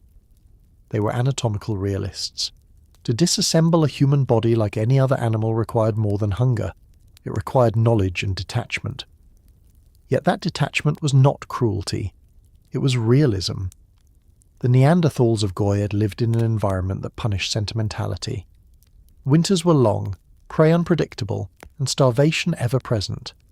Marrow, rich in calories, could mean the difference between survival and extinction. A single femur could provide more energy than days of scavenged plants. To ignore such a resource might have seemed irrational, and so, like every other species in a collapsing ecosystem, they adapted. Even so, the act of turning human bones into tools suggests something deeper than hunger. When a reindeer dies, you eat it and move on. When your own kind dies and you shape their remains into part of your toolkit, that's a continuity of identity. That's memory rendered physical. A femur used to sharpen a blade might have belonged to someone whose hands once held the same blade. The line between person and object blurs. In that sense, these Neanderthals were engaging in a form of recycling far more intimate than we can fathom. A quiet acknowledgement that the body, like stone, remains useful beyond death. Researchers from the University of Liège, who studied the Goyet remains, found that these bones weren't randomly scattered. They were concentrated near specific hearths and tool production areas, the workspaces of a community. That means the butchery and reuse likely happened within the same domestic context as cooking, crafting, and conversation. This was not an act done in fear or frenzy. It was part of life. The deeper question, then, isn't why they did it, but how they thought about it. Did they differentiate between human and animal bodies at all? Did they see their own species as distinct from the rest of nature? Or was the Neanderthal mind still free from the kind of moral hierarchies that later plagued ours, free from guilt, yet capable of care? Because even in Goyet we find evidence that these were not unfeeling beings. Other Neanderthal sites show healed injuries, shared shelter, and the care of the elderly. The same species that repurposed bones for tools also likely tended their sick and buried their dead elsewhere. What changes, then, is not the biology, but the context. In times of abundance, empathy dominates. In scarcity, utility takes over. Compassion and consumption were not opposites. They were strategies on a continuum. The Goyet bones give us one more eerie clue. The retouches made from human femora and tibiae show patterns of wear identical to those made from animal bones. That means the Neanderthals didn't treat these implements differently once they were in use. They didn't flinch at the sight of their origin. The tool was judged by function, not flesh. From a scientific perspective, this marks one of the clearest examples of what anthropologists call nutritional or utilitarian cannibalism, consumption and repurposing done for survival or practicality, not for ritual, revenge or ceremony. It's the same category that includes many cases found among animals. Survival-driven, context-specific, devoid of ideology. Yet, in humans, it always reveals something about cognition. To process another's body requires abstraction, a shift from emotional recognition to material assessment. It's a capacity born of intelligence, not depravity. When researchers analysed the isotopic signatures from the Goyet remains, they confirmed that these Neanderthals had a high-meat diet. Reindeer, horses, and mammoths dominated their protein intake. That means this wasn't desperation cannibalism during a catastrophic famine. It may have been opportunistic, using the body of a deceased group member when available, or it may have been part of a broader ecological pattern: waste nothing. In that sense, the Goyet Neanderthal remind us that our moral frameworks are luxuries of stability. When survival is precarious, pragmatism replaces taboo. And yet, even as they carved, boiled and struck their dead into tools, they were expressing something deeply human, the refusal to let anything or anyone go unused. Archaeologist Hélène Rougier, who led the study, wrote that these behaviours represent the full range of Neanderthal adaptation. It wasn't madness or moral failure, it was intelligence under pressure. To make tools from the dead is to understand continuity, to see value in what remains after breath is gone. Standing inside Goyet Cave today, surrounded by echoing stone walls, you can still feel that intelligence in the air. The walls hold faint marks of fire soot. The ground glitters with the fragments of worked flint. Somewhere beneath your feet, a bone once used to sharpen another lies in the same soil as the ashes of its owner. It's not gruesome, it's quiet, logical, a kind of prehistoric efficiency that asks uncomfortable questions about where life ends and utility begins. We often tell ourselves that empathy defines humanity. But maybe what defines us even more is this: the ability to assign meaning to the material world, even when that material is ourselves. The Neanderthals of Goyet didn't fear that realization, they accepted it. They lived in a world where death wasn't the opposite of a life, but part of its machinery. And perhaps in their own way they found a strange comfort in that. Fire, flesh, bone, all serving a purpose, all cycling back into the same rhythm. To live meant to leave behind tools for others to use. To die meant to become one. The Goyet Cave reminds us that survival at its core is not moral or immoral, it's practical. And sometimes the greatest act of adaptation is learning how to turn loss into something useful. The wind that carved the limestone caves of northern Spain once carried a very different sound. The crack of bone, the scrape of flint against flesh, the murmur of survival.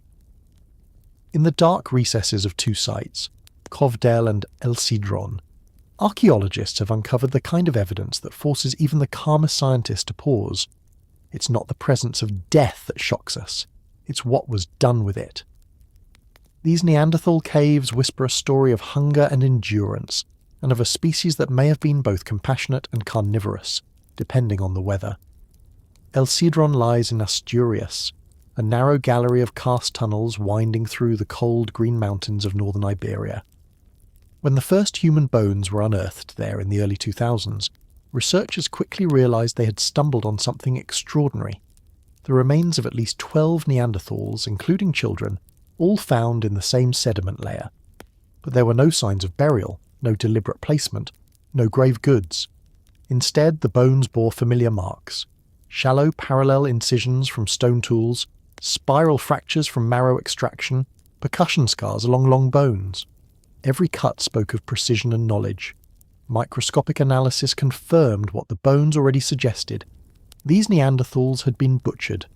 Their flesh was removed systematically, their bones cracked while still fresh, their skulls opened for access to brain tissue. The same signature patterns seen on hunted animals appeared here. Efficient, methodical, unhesitant. But this time, the prey had walked on two legs. The first reaction among the researchers was disbelief. Surely this couldn't be what it looked like. But the more the evidence was studied, the more difficult it became to dismiss. The Sidrón site didn't just show isolated traces of violence, it showed a complete butchery process. A few of the bones even displayed tooth impressions, not from carnivores, but from other Neanderthals. So what happened here? Was this a massacre? A ritual? Or something simpler? A meal born of desperation? The environment suggests the latter. Around 49,000 years ago, the Iberian Peninsula was locked in one of the coldest phases of the Pleistocene. Forests thinned, large game migrated, and food scarcity deepened. Isotope studies on animal and human remains from the region reveal stress signatures, shifts in nitrogen and carbon ratios that indicate starvation. These people lived on the edge of nutritional collapse. When a band of 12 individuals died, perhaps trapped by a landslide or a sudden storm, others may have scavenged their remains, or perhaps the group consumed its own fallen members to survive a brutal winter. In this reading, Sidrón isn't a scene of horror. It's a record of pragmatism under unthinkable pressure. Nutritional cannibalism, eating one's own kind for survival, is not unique to Neanderthals. It appears throughout human history from shipwrecks to sieges. The difference is that here, in the flicker of Paleolithic firelight, the decision was made without the moral vocabulary we carry today. There was no taboo to break, no guilt to feel. Just cold air, empty stomachs, and bodies that could keep the group alive a few days longer. 𝐓𝐏𝐻𝐒, another Iberian cave about 52,000 years old, tells a similar story. The bones of a Neanderthal child were found bearing identical cut marks, delicate incisions where muscles once clung to bone. The skull showed evidence of decapitation, the neck vertebra scored as if to separate the head. Palmyra Saladii, one of the leading researchers, analysed these markings and concluded they matched butchery patterns used for processing animal carcasses. There were no signs of ritual, no pigment, no deliberate arrangement, no repetition of symbolic gestures. Everything pointed to consumption. What's striking is how consistent the process was across sites separated by thousands of years and kilometres. The same cut mark clusters, the same disarticulation at the joints, the same extraction of marrow and brain. It suggests that when hunger struck, Neanderthals reverted to a familiar set of butchery techniques. Not random panic, but learned behaviour. And yet, this interpretation isn't universally accepted. Some researchers argue that what we see at Sidrón and 𝐓𝐿 may not reflect hunger alone. They point out the completeness of the butchery, the careful segmentation, and the selective treatment of certain bones. Could this have been something more structured? An act with social meaning, perhaps even remembrance? In modern terms, the line between nutritional and ritual cannibalism is blurry. A group might begin by eating their dead for sustenance, but attach symbolic significance to it later. The act of consuming another could easily acquire emotional weight, even reverence. Some archaeologists have proposed that these sites could reflect a blend. Survival cannibalism performed within an emerging framework of social cohesion. Eating the dead may have been a way of keeping them with the group physically and spiritually. Still, the isotope data tilts the scale toward hunger.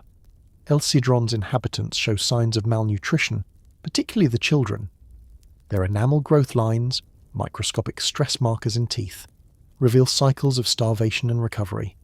These people live through recurrent hardship. To them, the act of consuming a fallen kin might have felt less like desecration and more like continuity. The taphonomic context supports this too. Many of the bones were found fractured while still green, meaning fresh. If the bodies had decomposed before butchery, the bone structure would have behaved differently. This means the event was immediate. The dead were processed quickly, perhaps within hours or days of death. That speed aligns with survival behaviour, not ceremony. What's even more haunting, though, is that at Sidrón, the group was genetically related. DNA extracted from their remains shows that the individuals shared close familial ties: fathers, mothers, siblings, and children. The people who dismembered these bodies were likely kin to them. Imagine the silence that followed such an act. The absence of speech as necessity overcame recognition. To us, it sounds monstrous, but to them, it may have been an act of loyalty in disguise, one last act of contribution to the group. In their world, death and nourishment weren't moral opposites. They were intertwined threads in the same biological survival pattern. The researchers who excavated the site noticed another chilling detail. In both Sidrón and 𝐓𝐈𝐌𝐄𝐒𝐓𝐀𝐌𝐏𝐒, the remains of younger individuals dominate. Children, adolescents, and young adults appear more frequently than older adults. Some suggest that this reflects social vulnerability, the youngest members dying first when resources vanished, becoming the first available sustenance. Others interpret it as ecological accident, the cave simply preserving smaller bones more easily than larger ones. But whichever explanation we favour, the effect remains. These sites preserve the intimacy of a species consuming its own future. When compared to other Neanderthal sites farther north, the Iberian pattern stands out. In Central Europe, like at Goyet, cannibalism was utilitarian, embedded in everyday resource use. In Iberia, it looks more circumstantial, episodic bursts tied to extreme scarcity. That regional variability is vital because it tells us that Neanderthal behaviour wasn't monolithic. They were flexible. When the climate collapsed, they adapted by whatever means were available. When the ice retreated and game returned, they went back to cooperative hunting and tool-making. Cannibalism wasn't identity, it was strategy. Sidrón also preserves something remarkable beyond bones: DNA traces of the oral microbiome, the ancient bacteria in Neanderthal mouths. These reveal that even in starvation, they consumed cooked plant matter and medicinal herbs like yarrow and chamomile. It means that within the same group that may have eaten the dead, there was also knowledge of healing and comfort. Compassion and cannibalism coexisted within the same skulls. Perhaps that's what makes these sites so deeply human. The contradiction isn't an error, it's the point. The same cognitive capacity that allowed empathy also enabled efficiency. They were not beasts. They were problem solvers under pressure. If we strip away our modern moral lens, what remains is an evolutionary portrait of flexibility. The Iberian Neanderthals at Sidrón and 𝐓𝐈𝐌𝐄𝐒𝐓𝐀 responded to stress not by collapsing, but by improvising. They used what was available, even if that meant crossing lines that we later learned to draw.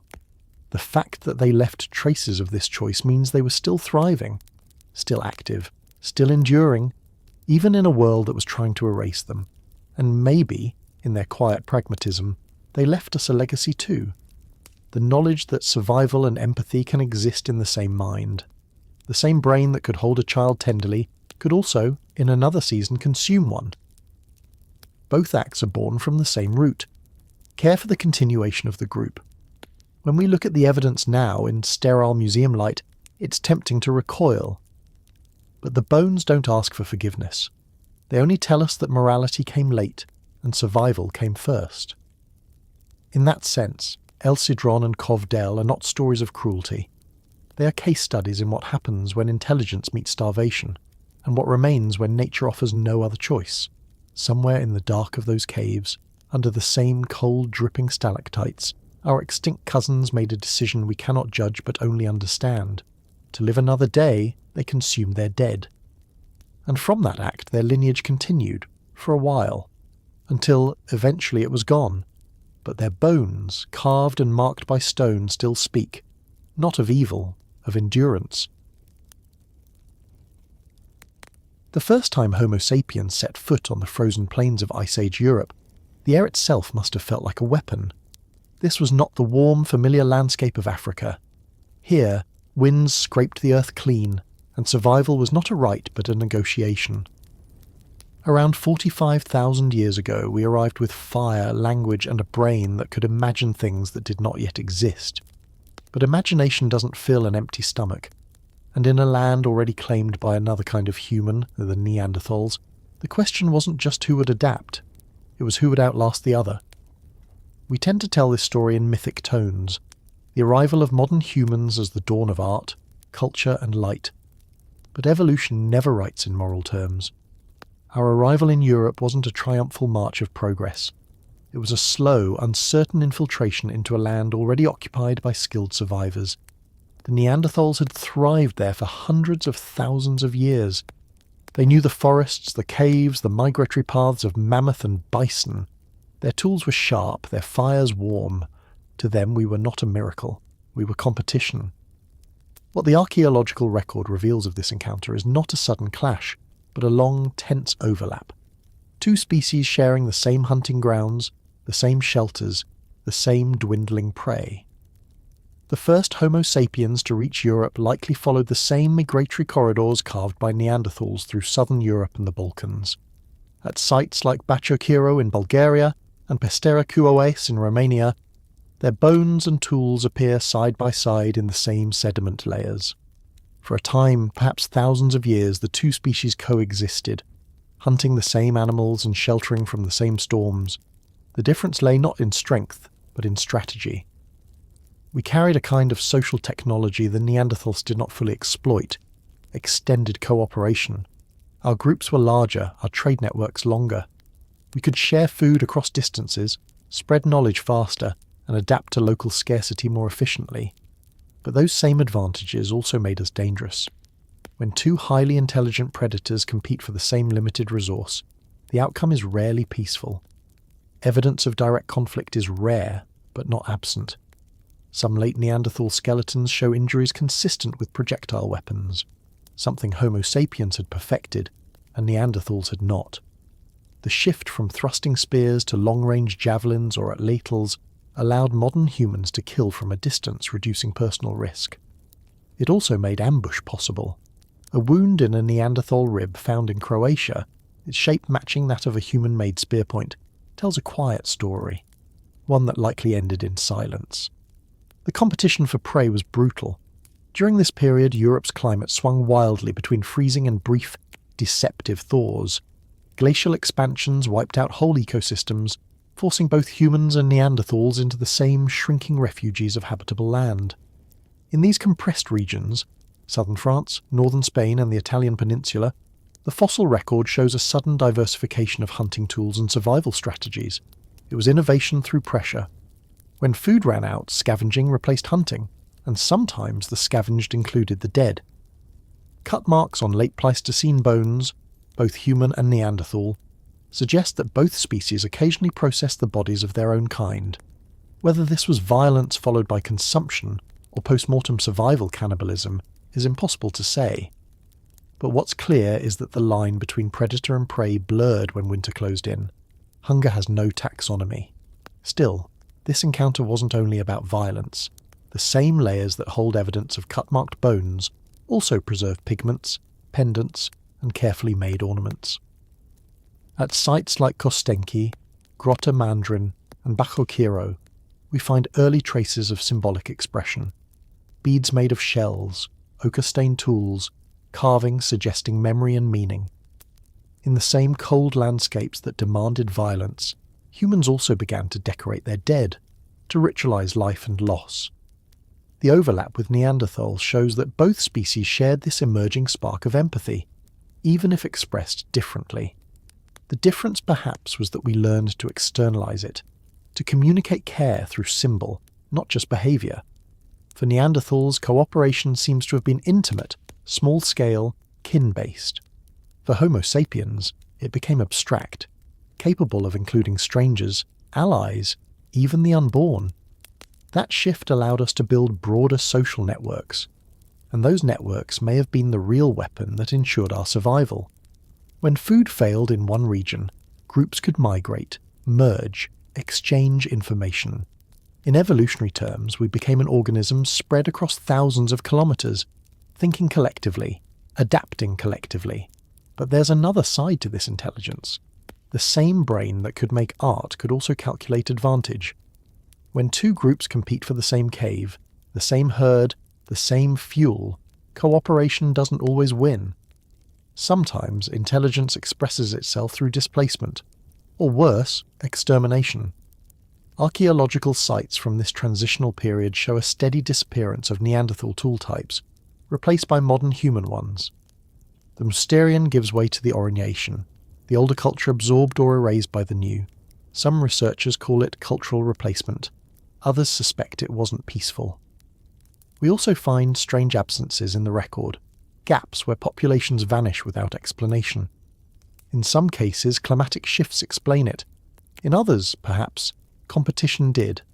Even without organised warfare, repeated territorial encounters between small groups could lead to deadly outcomes. A few spears thrown here, a fire stolen there, and one lineage slowly fades. There's also the question of interbreeding. Genetic studies show that Homo sapiens and Neanderthals did mate, leaving traces of Neanderthal DNA in all non-African humans today. But these encounters, whatever their nature, were rare enough that they didn't preserve the Neanderthal species. The result was a genetic echo, not a merger. Still, it's hard to imagine the first meetings. Two intelligent species facing each other, both seeing in the other something eerily familiar. Eyes reflecting eyes, hands shaped the same, both capable of tool use and empathy. Perhaps curiosity came first, perhaps fear. In some encounters there might have been exchange, sharing of tools or techniques. In others there might have been blood. Both emotions, curiosity and fear live in the same brain regions. The line between them is thin, and it has always been thin. What's remarkable is how quickly Homo sapiens adapted to this alien frozen continent. Within just a few thousand years, we had spread across Europe, from the Iberian Peninsula to the Ural Mountains. We learned to hunt Ice Age megafauna, to build shelters from bone and hide, to carve objects that carried symbolic meaning. To us, this looks like a sudden burst of creativity, but it may simply be the archaeological expression of something older, the same flexibility that once let our ancestors survive droughts and deserts in Africa, now turned toward ice and cold. And yet, every adaptation has a cost. As we expanded, the Neanderthals disappeared. By around 40,000 years ago, their last known refugees in southern Spain fell silent. Their caves, once full of hearths and flint, became empty. Whether we killed them directly, outcompeted them for food, or simply outlasted them through higher birth rates, the effect was the same. A lineage that had endured for hundreds of millennia was gone. There's a quiet irony here. When we arrived in Europe, we carried with us the capacity for both empathy and hunger, compassion and conquest. That dual inheritance defines our species as much as intelligence itself. The same hands that shaped the first ivory beads might also have drawn the first blade against another human. We are the descendants of both instincts, the warmth of fire and the cold calculation of survival. Archaeology gives us fragments, not narratives. A cut mark here, a pigment stain there. But when assembled, they show a pattern that feels uncomfortably familiar. Every time Homo sapiens enters a new environment, the local inhabitants, whether species, animal or ecosystem, tend to disappear. We call it progress, but it may just be the latest form of a very old story. In the end, our arrival in the cold was both a beginning and an ending. It marked the last great coexistence between two kinds of humans, and like all endings in prehistory, it didn't come with a battle or a last stand. It came quietly, in hunger, in cold, in the flicker of fires that went out one by one across a frozen continent. We brought warmth, but warmth is just energy, and energy is always borrowed from something else. Somewhere in what is now Croatia, about 45,000 years ago, a weapon found its mark. The wound was small, but it changed everything. A sharp point, crafted from stone, shaped by human hands, pierced the side of a Neanderthal, slicing through ribs and leaving a telltale fracture that would fossilize into a kind of confession. Whoever threw that spear stood at a distance. Whoever made it thought ahead. It was not a predator's strike or a scavenger's accident. It was deliberate, calculated, and it came from a modern human. That fossilized rib, unearthed from the site of Krapina, whispers a story that archaeologists have only begun to decode. It is the first known forensic clue to an act of interspecies violence, Homo sapiens against Homo neanderthalensis. The bone bears a wound so precise it could only have been made by a projectile weapon, a technology Neanderthals did not possess. The killer likely never saw their victim's eyes. Distance was part of the innovation. To understand this, we have to imagine two kinds of intelligence facing each other in the Ice Age, equally human, yet profoundly different in how they fought, hunted, and thought.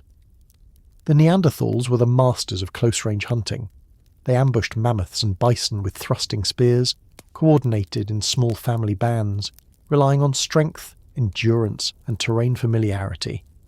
Their tools were elegant but limited by the body's reach. The Cro-Magnons, early Homo sapiens in Europe, had taken that same idea and detached it from the body. With atlatls, spear throwers, and eventually bow-like mechanics, they could project their will from a distance. A weapon thrown from 30 paces could decide a life. It was a shift not just in tools, but in thinking. A move from survival through contact to survival through abstraction. The archaeological record shows how this new style of hunting may have changed the balance of power. Projectile points made from flint and bone begin to appear across Europe around the same time that Neanderthal vanished from the fossil record. At sites like Abri du Marat in France, we find traces of hafted points designed for long-distance flight, sleek, aerodynamic, carefully balanced. They mark the arrival of an intelligence comfortable with premeditation and probability. To throw a weapon, you must imagine where your target will be, not just where it is. You must visualize the future, and that is the foundation of every human advantage. But technology doesn't exist in isolation. It amplifies intent. The first time one group of humans aimed a weapon not at prey, but at another kind of human, they crossed a threshold older than civilization itself. It's impossible to know what that moment felt like, whether it was defense, revenge, or simple fear. Two intelligent species competing for the same ice-locked valleys, the same herds, the same caves. A misunderstanding could become a massacre without words ever being exchanged. Some researchers argue that Neanderthals and Cro-Magnons rarely met at all, that their populations were too sparse to sustain constant conflict. But absence of evidence isn't peace. When they did meet, the stakes would have been immediate. A single cave might mean warmth for one group and death for another. A single mammoth carcass could feed both families, or none. And yet, the injury on that rib shows more than just violence. It shows timing. The wound was inflicted during life. The bone bears signs of healing. That means the Neanderthal survived the attack, at least for a while. Perhaps their group tended the wound, a rare glimpse of compassion even in the wake of violence. Neanderthals are known to have cared for their injured and elderly. But the wound would have hurt with every breath. Every inhale would remind them of the unseen hand that had cast it. It's tempting to view this encounter as inevitable. The moderns destroying the archaic, intelligence overtaking instinct. But that's a distortion of time. Neanderthals were not slow or stupid. They were simply tuned to a different ecological rhythm. They had evolved for stability, not acceleration. When climates shifted rapidly, when new predators appeared, especially ones that looked just like them, their adaptability lagged.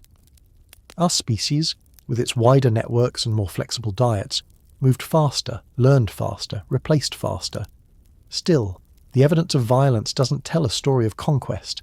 It tells a story of anxiety. Early Homo sapiens arrived in Europe not as conquerors, but as migrants. Every new valley was an unknown.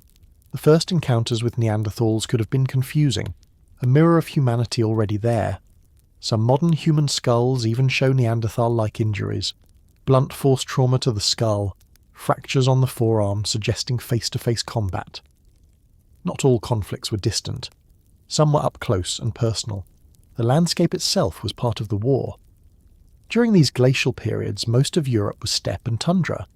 There were few natural barriers, so groups could move freely and collide easily. Resources were patchy, herds unpredictable. Cooperation among Cro-Magnon bands allowed them to survive where isolation might have meant extinction. But cooperation also meant organised conflict when threats appeared. The invention of long-range weapons might have turned hunting parties into militias. We tend to underestimate the social complexity of these people. Both Cro-Magnons and Neanderthals buried their dead, cared for their young, and shared food. Both had social rules. But the advantage may have been in communication. The Cro-Magnons had developed complex vocalization, early language, gestures, signals, allowing them to coordinate across distance. Imagine a group of Neanderthals ambushed by hunters they couldn't even see, their attackers calling out softly in ways they couldn't interpret. Intelligence can be terrifying when it's unfamiliar. The forensic reconstruction of the Croatian wound supports this dynamic. The angle of the puncture suggests a weapon thrown from above and behind, a hunting tactic adapted for ambush, not open battle. The modern humans likely stalked their prey, as they would a deer, then attacked swiftly. The Neanderthal had no time to react. The spear was thin, probably flint-tipped, its edges fine enough to pierce ribs but not shatter bone. It wasn't a tool of ritual. It was an instrument of survival. And that's the unsettling truth about this moment in history. It wasn't hatred that separated the two species. It was hunger, fear, and the ruthless arithmetic of survival. The Ice Age offered no luxury of mercy. If one group occupied a cave, the other froze. If one took a mammoth, the other starved. In that cold calculus, violence was natural selection written in blood. By 40,000 years ago, the Neanderthals were gone. Their disappearance wasn't the work of a single battle or a final genocide. It was erosion, of habitat, of population, of time. The moderns simply filled the silence left behind. Some genes remained, carried in our blood as faint echoes of their endurance. But their faces, their voices, their firelight, those vanished. When archaeologists study these wounds today, they see not murder but transition.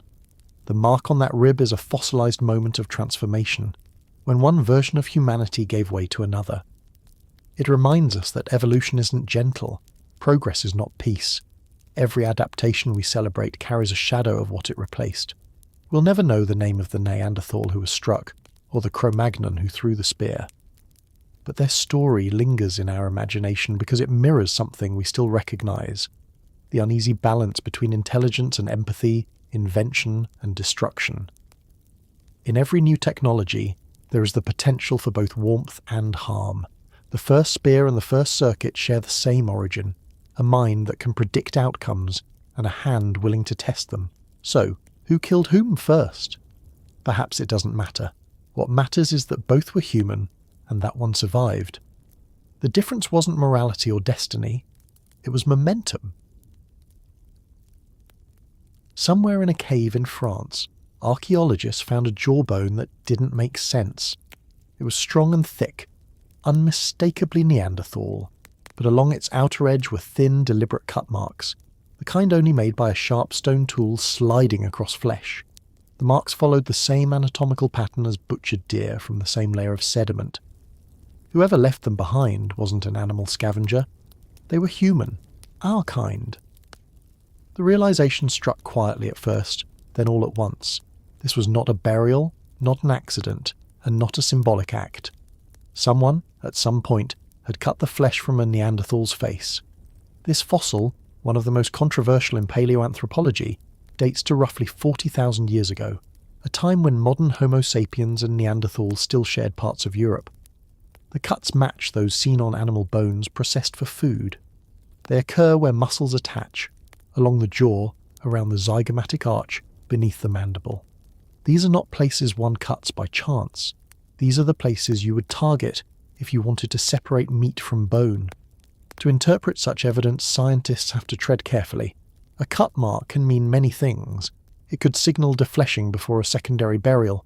It could indicate trophy preparation, skulls cleaned and displayed as proof of victory or reverence. But the precision and location of these marks, paired with breakage patterns on nearby bones, suggests something more pragmatic. The jaw was disarticulated, the bone cracked, the marrow extracted. In archaeological language, that's a processing sequence.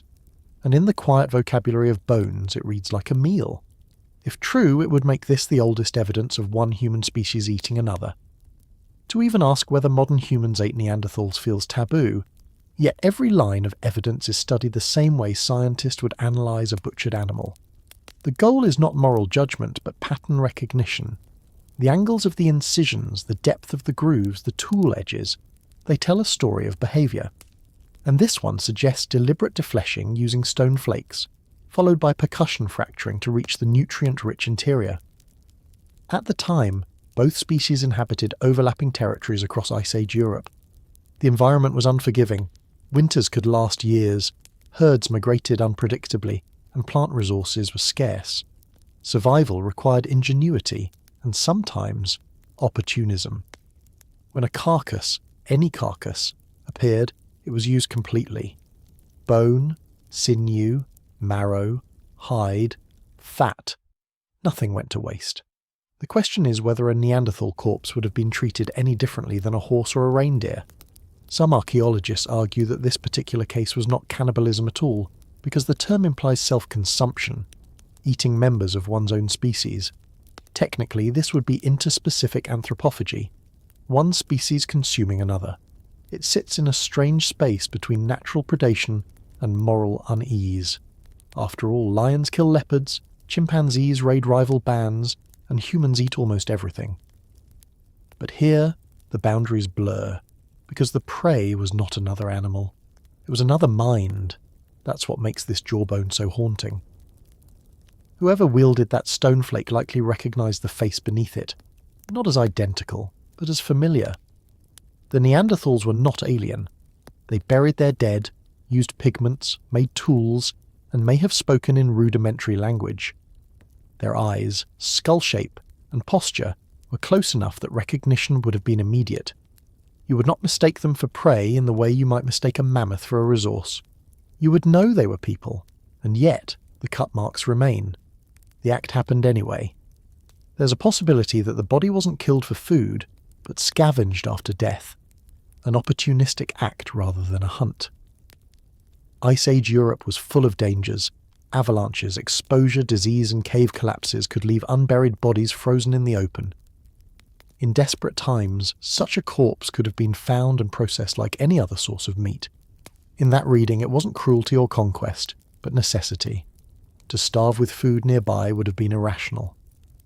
But another interpretation, one many researchers find difficult to ignore, is that this was not just hunger, it was assertion. By cutting, cracking, and possibly consuming the flesh of another human species, early Homo sapiens could have been making a statement. Dominance over rivals who had once ruled the continent. In evolutionary terms, such behaviour could carry both symbolic and territorial weight. It might have been the ultimate rejection of coexistence.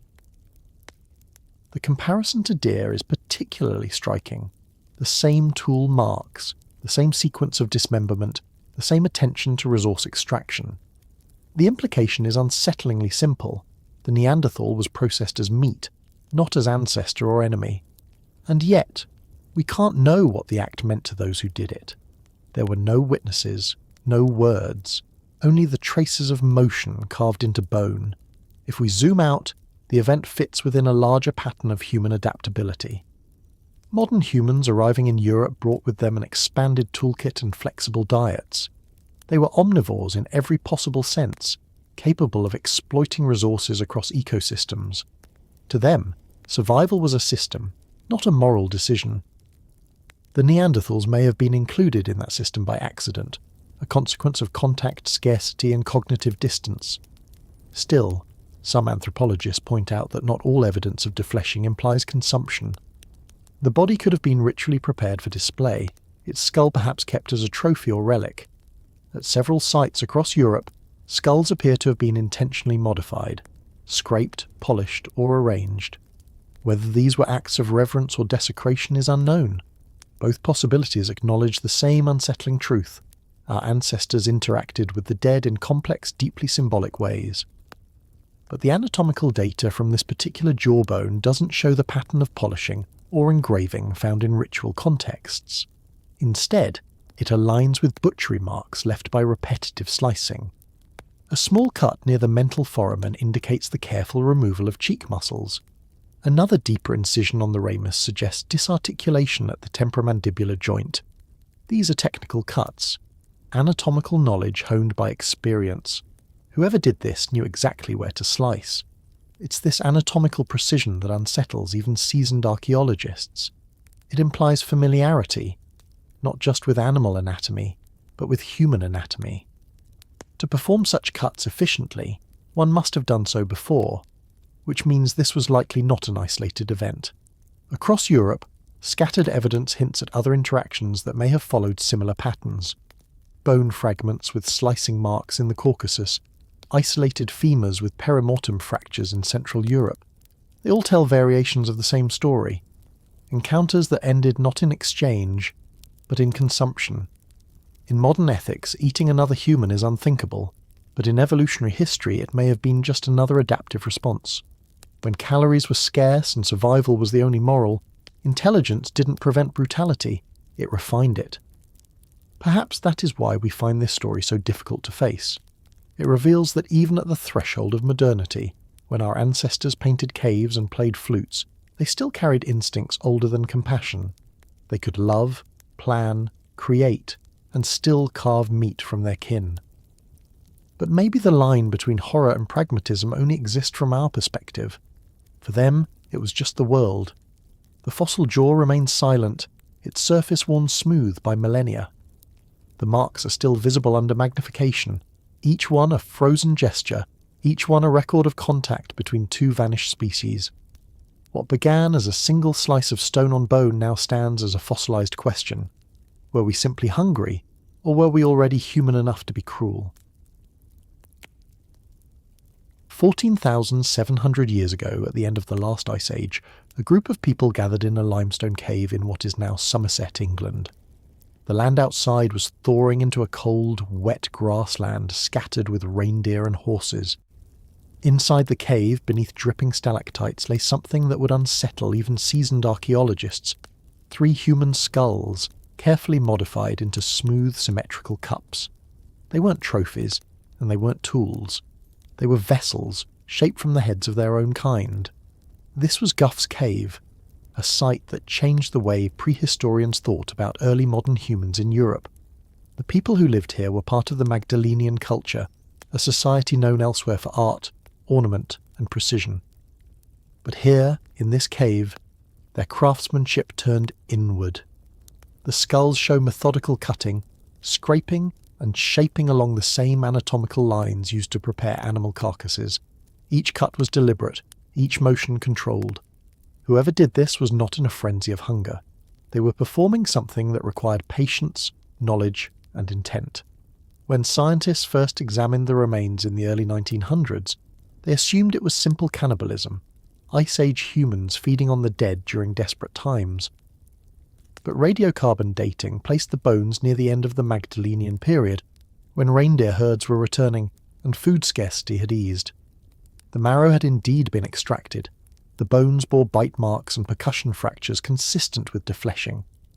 Yet after that, something more intricate happened. The crania were processed further, the vaults carefully detached, the edges smoothed with rhythmic scraping. They were not discarded, they were shaped. Modern analysis using 3-dimensional microscopy has confirmed that the shaping was systematic, following the natural contours of the skull. This wasn't random mutilation, it was a craft. The end result was an object capable of holding liquid, perhaps blood, perhaps water, perhaps nothing at all. One of the skulls belonged to an adult, another to a teenager, and one to a child of around 3 years. All 3 were treated the same way. The lack of trauma marks suggests that they weren't violently killed, or at least not with blunt weapons. They might have died naturally or during ritual sacrifice. What matters is that the living returned to their bodies with tools, not grief. They transformed them. To understand why, we have to consider the psychological world of Ice Age Europe. The Magdalenian were artists and engineers of survival. They painted deep cave walls, carved reindeer antlers into delicate points, and made bone flutes capable of melody. They understood material properties, how to flake flint, how to work bone, how to stretch hide. It's not hard to imagine that they also understood the power of symbols. A skull, after all, is both a container and a face. To shape it into a bowl is to merge 2 ideas, consumption and remembrance. Some researchers propose that these skull cups were used in mortuary rituals, perhaps to drink in memory of the dead, not out of hunger, but as an act of inclusion. To consume or symbolically absorb the essence of another person might have been seen as a way to keep them close. to merge identities between the living and the lost. Others argue it was a sign of conquest, marking the transition from killing to dominance, the transformation of an enemy into an object. Either way, this was no longer about survival calories, it was about meaning. Among the bones found at Gough's cave was also a human radius, a forearm bone, engraved with fine zigzag lines. The pattern was deliberate, decorative and rhythmic. Microscopic analysis shows the cuts were made post-mortem, after the bone had been defleshed. The engraving likely had no functional purpose. It was art carved onto a human body part. Whether the engraver knew the person or simply used the bone as a blank canvas, we cannot tell. But it connects this site to a broader Magdalenian tradition, the use of pattern and rhythm as a kind of symbolic language. The radius bone and the skull cups appear to belong to the same event horizon, meaning they happened around the same time. Taken together, they imply a structured sequence: killing or death, defleshing, marrow extraction, engraving, reshaping and deposition. The bones were not tossed randomly into the cave. They were placed. Forensic studies show that the bone surfaces were cleaned of muscle with stone tools identical to those used on animal carcasses.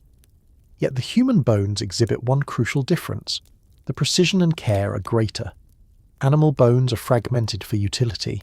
Human bones were modified for display.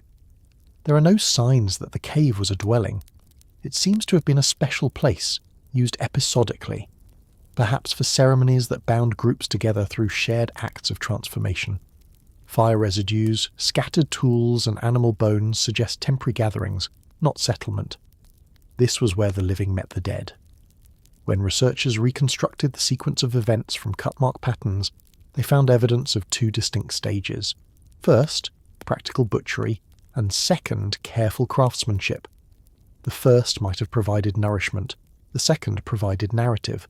The shift from food to ritual likely took place as scarcity waned. Once the fear of starvation receded, people could afford to assign meaning to the act itself. The transition from survival cannibalism to symbolic cannibalism marks one of the most profound cultural shifts in human history. It means that by 14,000 years ago, humans weren't just surviving, they were thinking about what it meant to survive. They were reflecting on life, death, and continuity. Some anthropologists have drawn parallels between these skull cups and later historical practices of keeping skulls as trophies, drinking vessels or relics. Similar traditions appear in many cultures, from the Scythians on the Eurasian steppe to the ritual skull cups of Tibetan Buddhism. But Gough's cave predates them all. It represents a deep primal root of an idea, that transformation of the dead can be a bridge between the physical and the spiritual.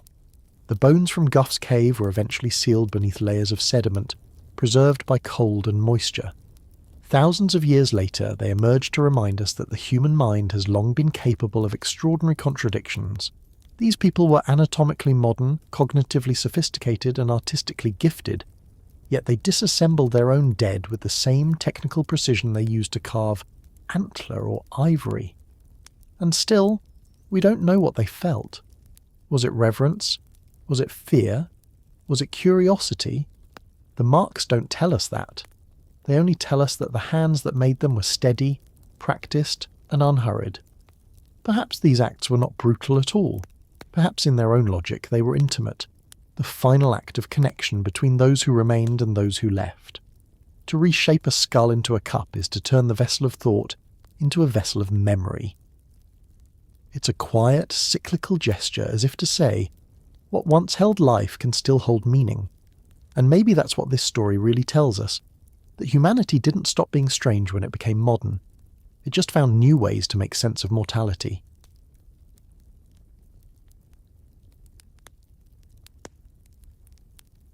What if the last humans to cut into their own kind did it not because they had to, but because they wanted to?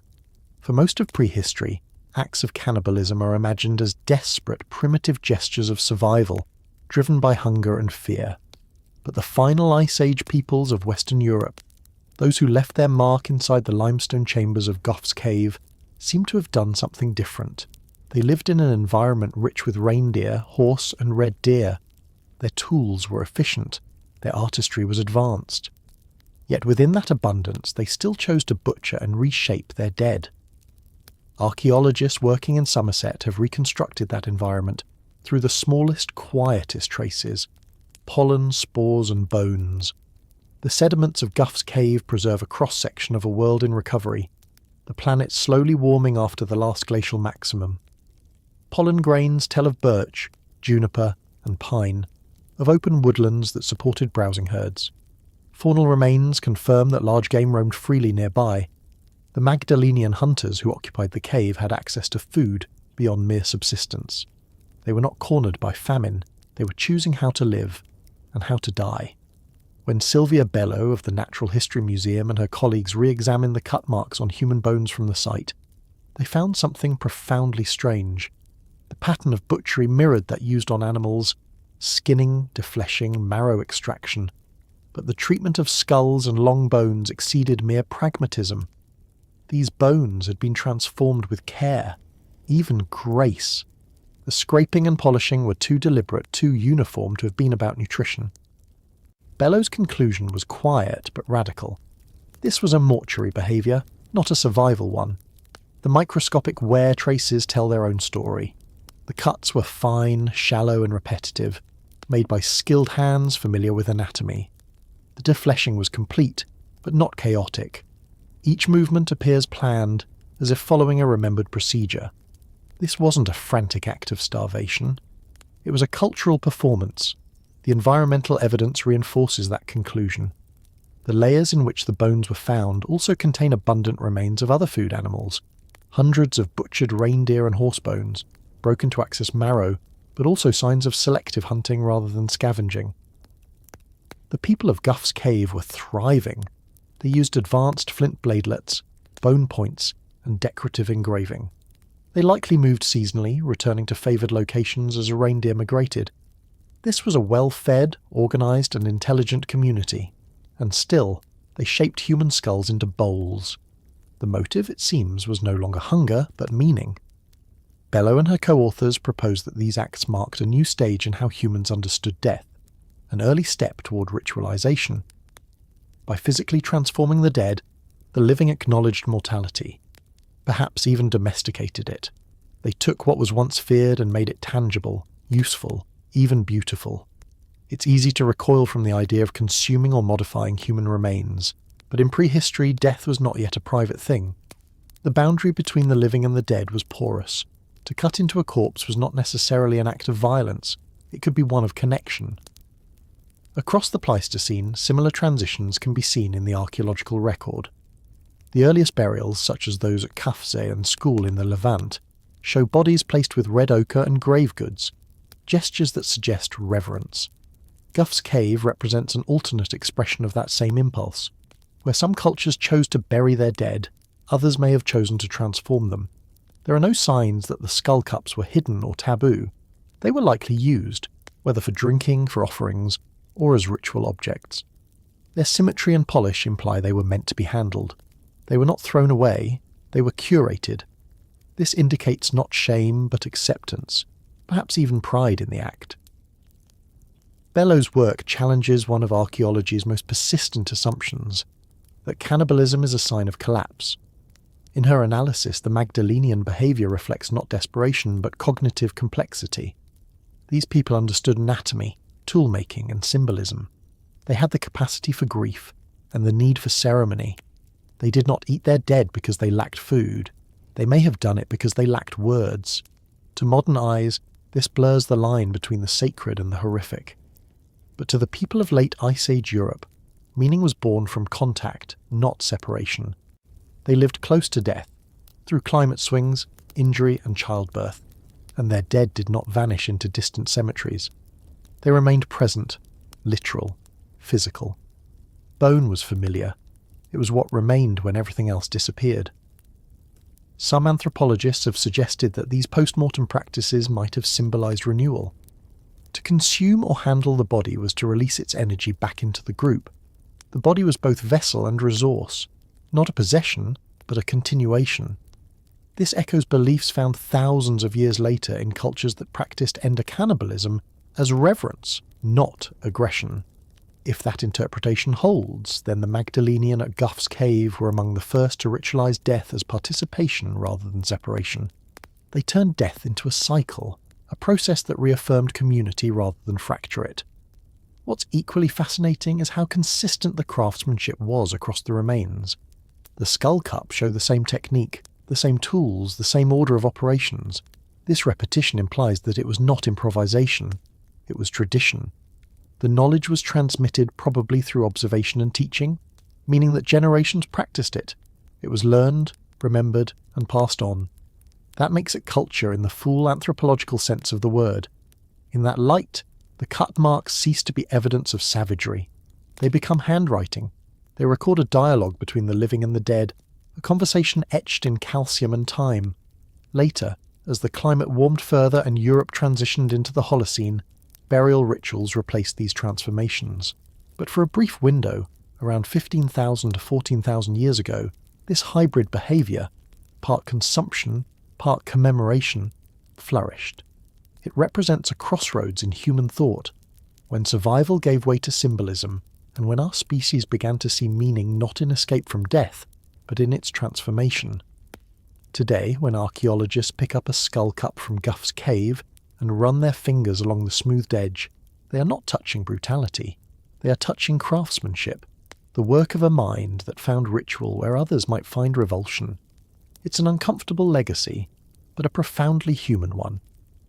Perhaps this is the deeper lesson buried beneath the bone, that the need to find beauty and purpose is older than morality itself, that the same intelligence that painted horses on cave walls also shaped human skulls into bowls. That meaning, like hunger, has always been part of what keeps us alive, and maybe that's what these bones were trying to tell us, that civilization didn't begin when we stopped being strange. It began when we started to understand that even the strangest acts can carry intention, empathy, and the quiet logic of remembrance. 7,000 years ago, long after the Ice Age had melted into forests and fields, something extraordinary was happening on the European plain. Humanity had invented farming. Villages rose from the soil, pottery lined the hearths, and for the first time people could stay in one place long enough to bury their dead near their homes. But in one village, near what is now the German town of Herxheim, they did something else entirely. They dug long ditches, filled them with broken pots, fractured bones, and carefully dismembered human remains. And the pattern they left behind is one of the most disturbing and debated archaeological mysteries in early European history. At first glance, Herxheim looks like any other early Neolithic settlement of the linear pottery culture, the LBK as archaeologists call it.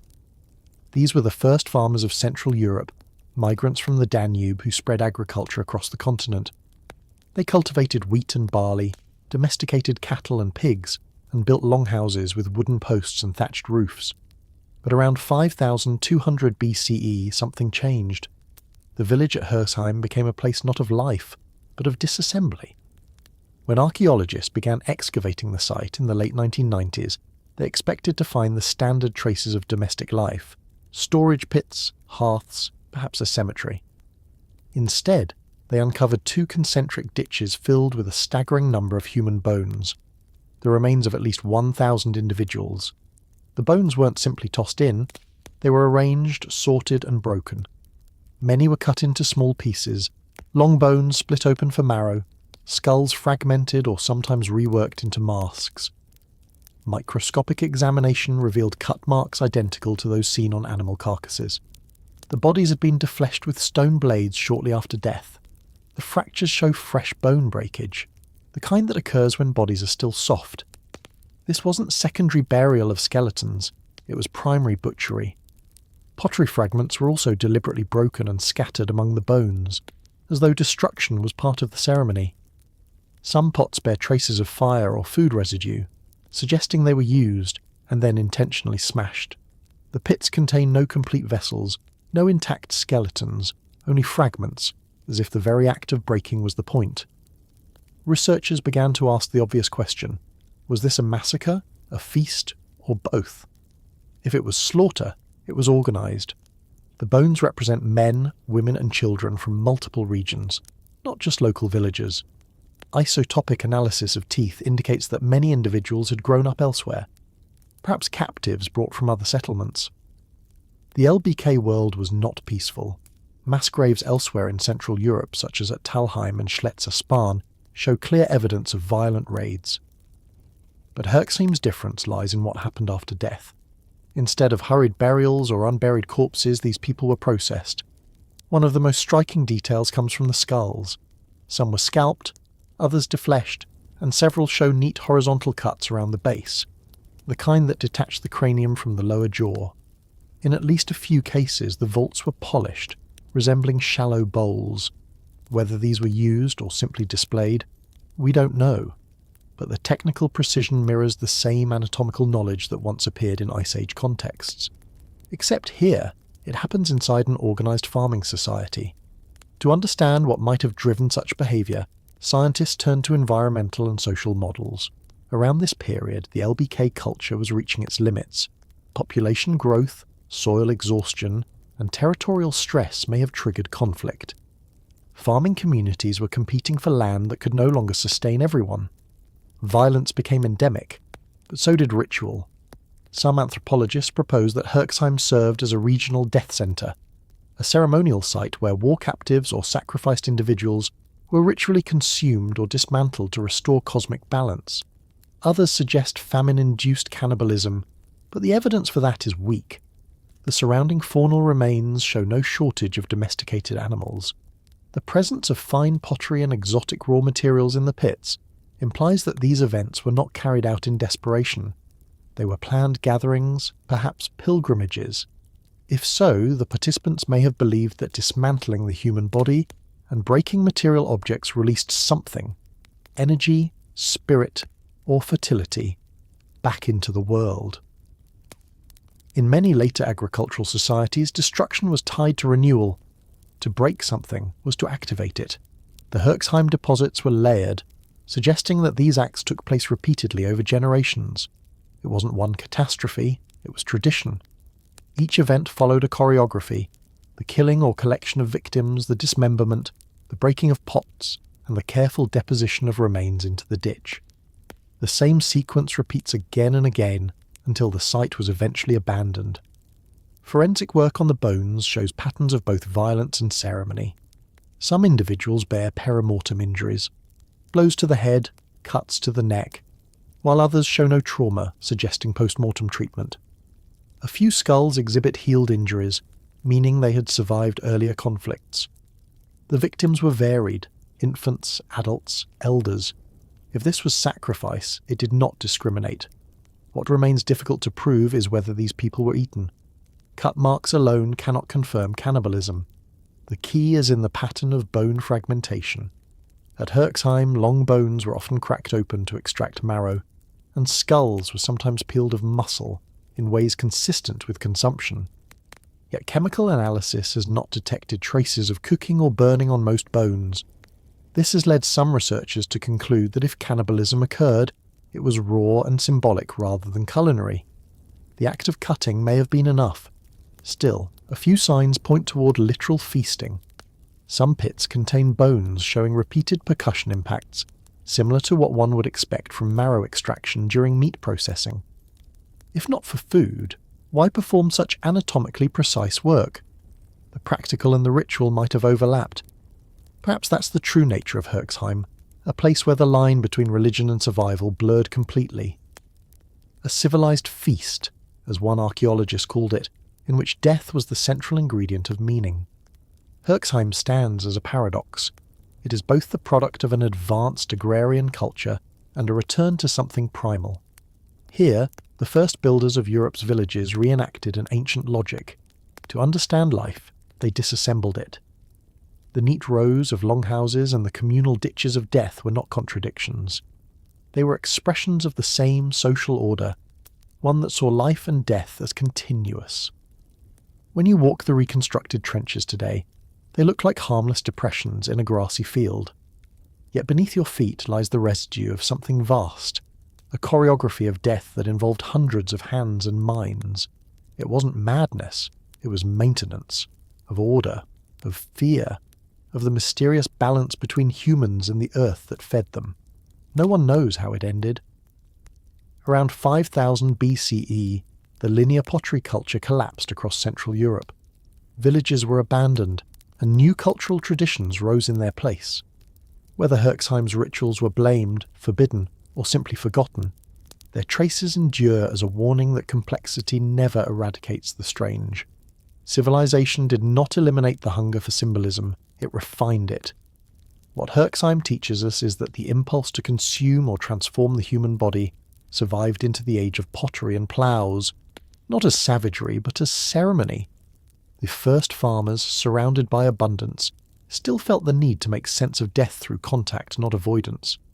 They broke bones and clay alike, as if both were part of the same offering, and maybe in their own way they were right. To settle the land was to control nature, but also to owe something back to it. At Herxheim, that debt was paid in human form, a grim but calculated exchange between flesh, soil, and meaning.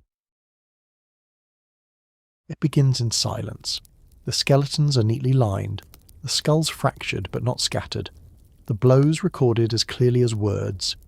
Talheim, Schletz, Kiliansteten. 3 quiet names now, but 7,000 years ago they were scenes of something both new and old. The emergence of war within settled life.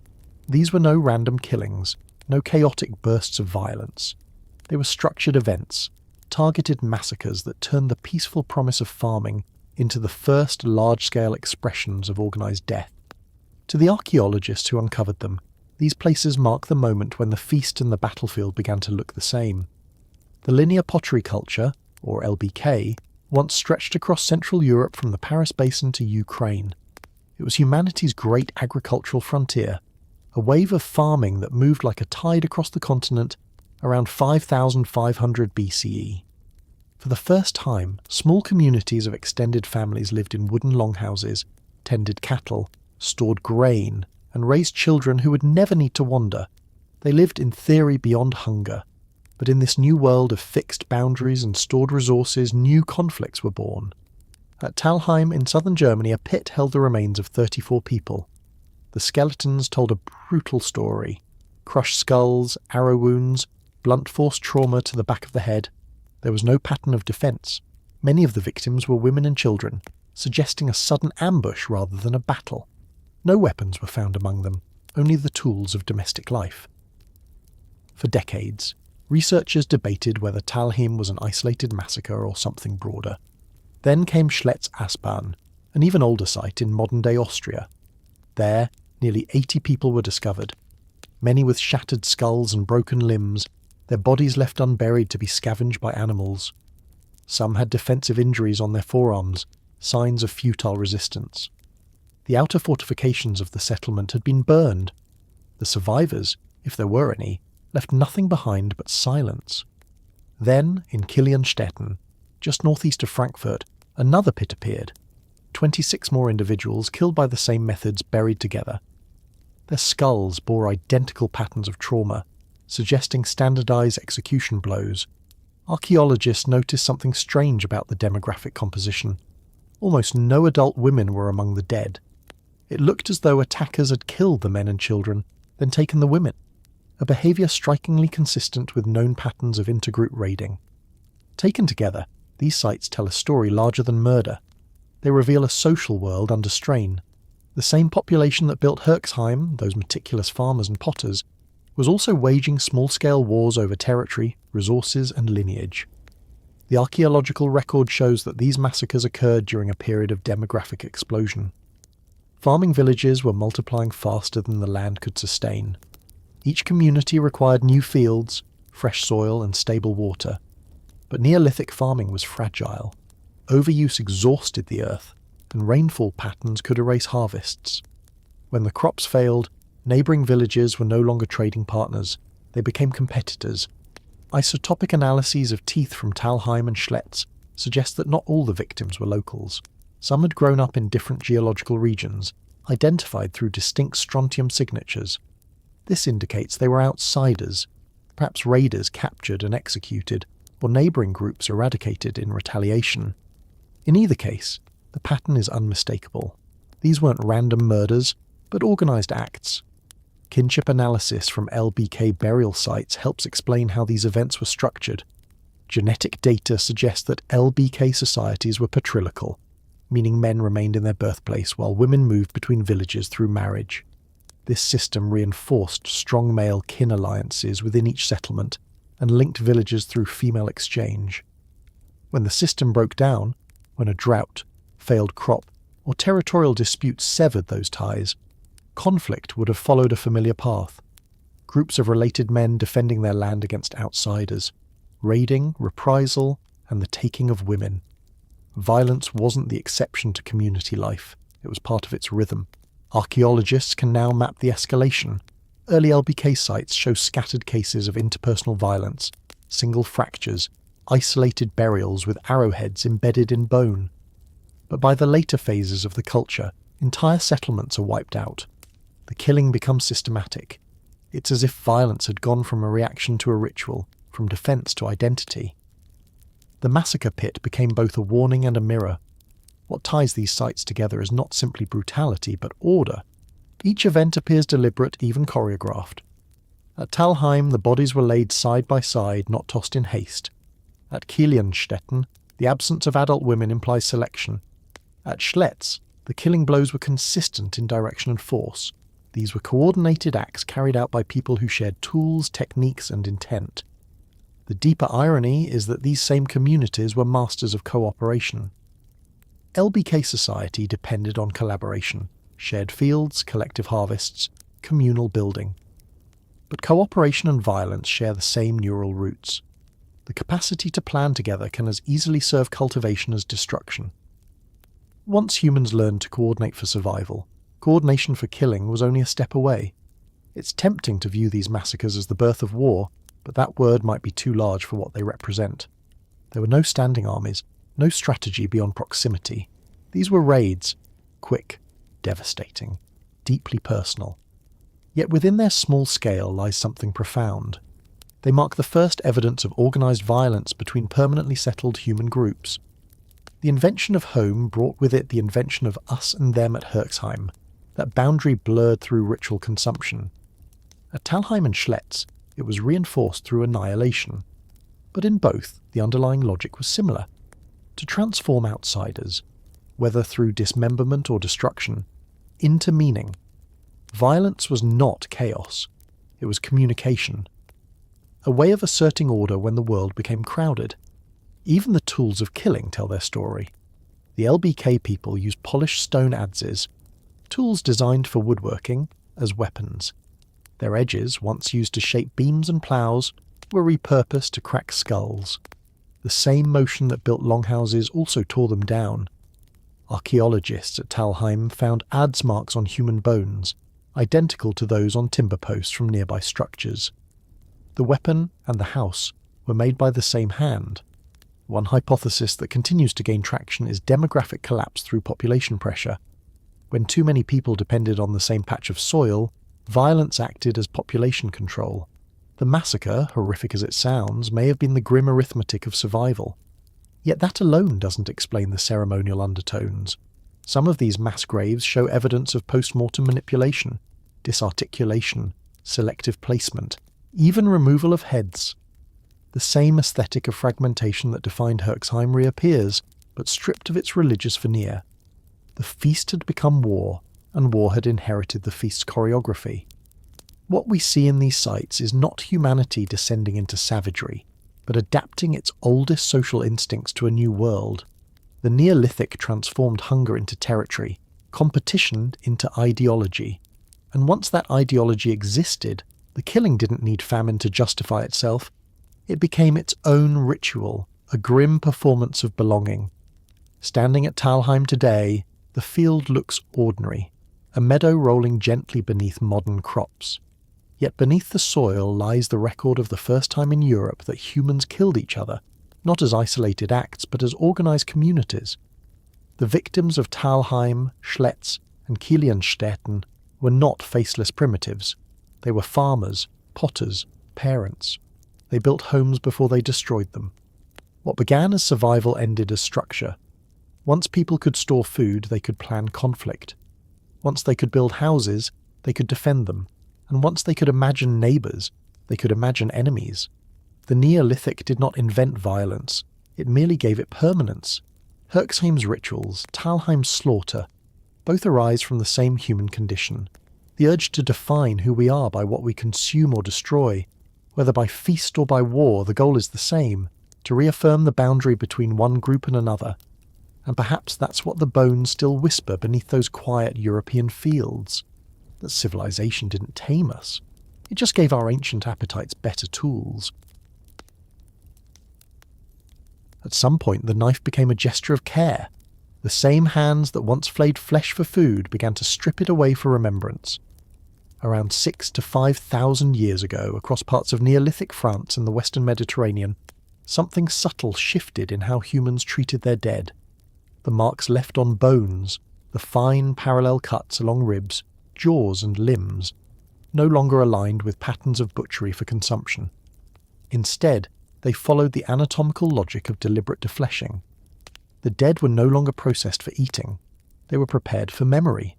Archaeologists call this transition secondary burial. The practice of first exposing or manipulating a corpse, then later interring the cleaned bones. It appears in sites such as Bury, Fontbragua, and Auschwitz, where layers of human remains suggest repeated reworking over time. These Neolithic farmers, descendants of the same cultures that filled Herxheim's pits, now filled caves and ossuaries with bones arranged as if to speak. The violence of cutting had transformed into ritual, a choreography of remembrance rather than consumption. The site of Fontbragua cave in southeastern France tells this story most vividly. Discovered in the 1980s, it initially shocked researchers. The bones of at least a dozen people, men, women and children, were found intermingled with animal remains, each showing cut marks consistent with dismemberment. At first, it looked like more evidence of Neolithic cannibalism, an echo of Herxheim, but closer analysis suggested something different. The bones lacked the telltale signs of marrow extraction, and many of the cuts were made in places more consistent with careful removal of tissue than with butchery.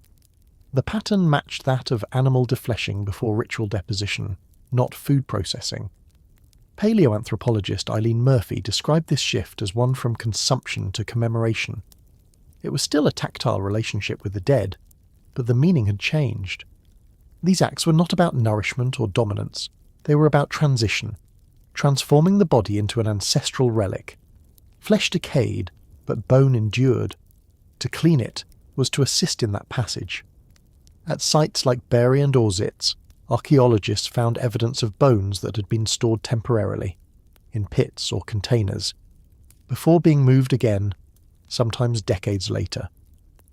These secondary burials suggest that the body's decay was part of a social process. The community did not separate itself from death, it managed it.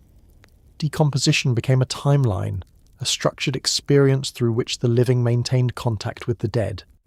In some cases, skulls were removed and curated separately, painted with ochre or kept within houses. The line between corpse and ancestor was porous. To modern eyes, defleshing may look brutal, but in its own time it was probably gentle, an act of intimacy rather than violence. Removing flesh was a way to purify, to prepare the bones for a new kind of social role. Once the bones were bare, they could be stacked, arranged, or displayed. In several caves across southern France, archaeologists found human remains deliberately sorted. Femurs together, skulls grouped, ribs layered like pages. This anatomical ordering speaks of ritual, not chaos. These people understood the body as a composite of parts, each with meaning.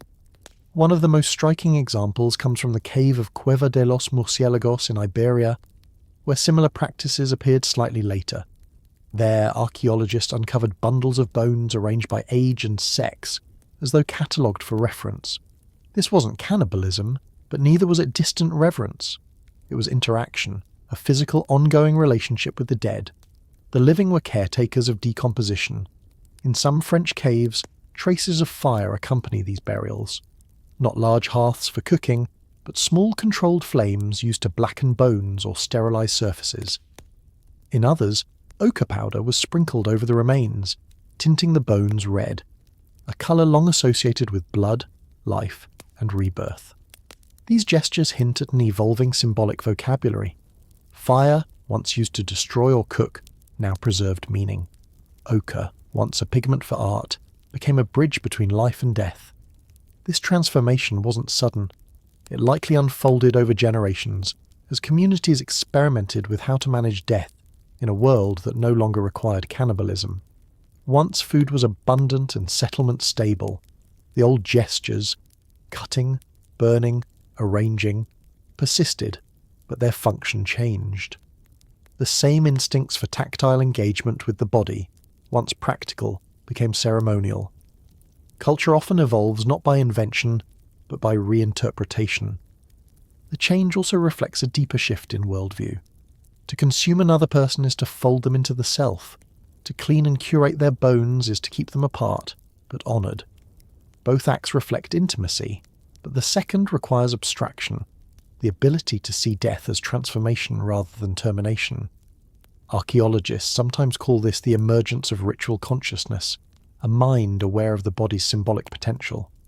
The transition from consumption to commemoration may also have paralleled the rise of ancestor cults. Across Neolithic Europe and the Near East, shrines and long barrows begin to appear, filled not with full skeletons, but with selected bones, often skulls and femurs. These were not graves in the modern sense. They were repositories, collective archives of human remains, used and revisited over decades. The dead were not gone. They were present, watching, perhaps even consulted. One can imagine the scene inside a cave like Fontbréguard thousands of years ago. The dim glow of torches, the smell of damp limestone and earth, the rhythmic sound of stone scraping against bone. The people performing these acts may have whispered names or stories, guiding the dead into memory. To them, these actions were not grotesque. They were sacred maintenance, the same way one tends a field or repairs a roof. The dead required attention, not avoidance. This intimacy with mortality stands in sharp contrast to the later, cleaner burials of Bronze Age Europe. As metallurgy, hierarchy, and urbanization spread, the body began to disappear from public life. Death moved underground, literally and symbolically. But in the Neolithic, it was still communal. The living touched what they feared. The line between cannibal and mourner blurred not in action, but in intention. The anthropologist Simon Stoddart once wrote that early farmers ate with their dead before they ate their grain. In other words, shared feasting and burial were intertwined long before agriculture's abundance made feasts possible. The table and the tomb evolved together, both rooted in the same logic of connection.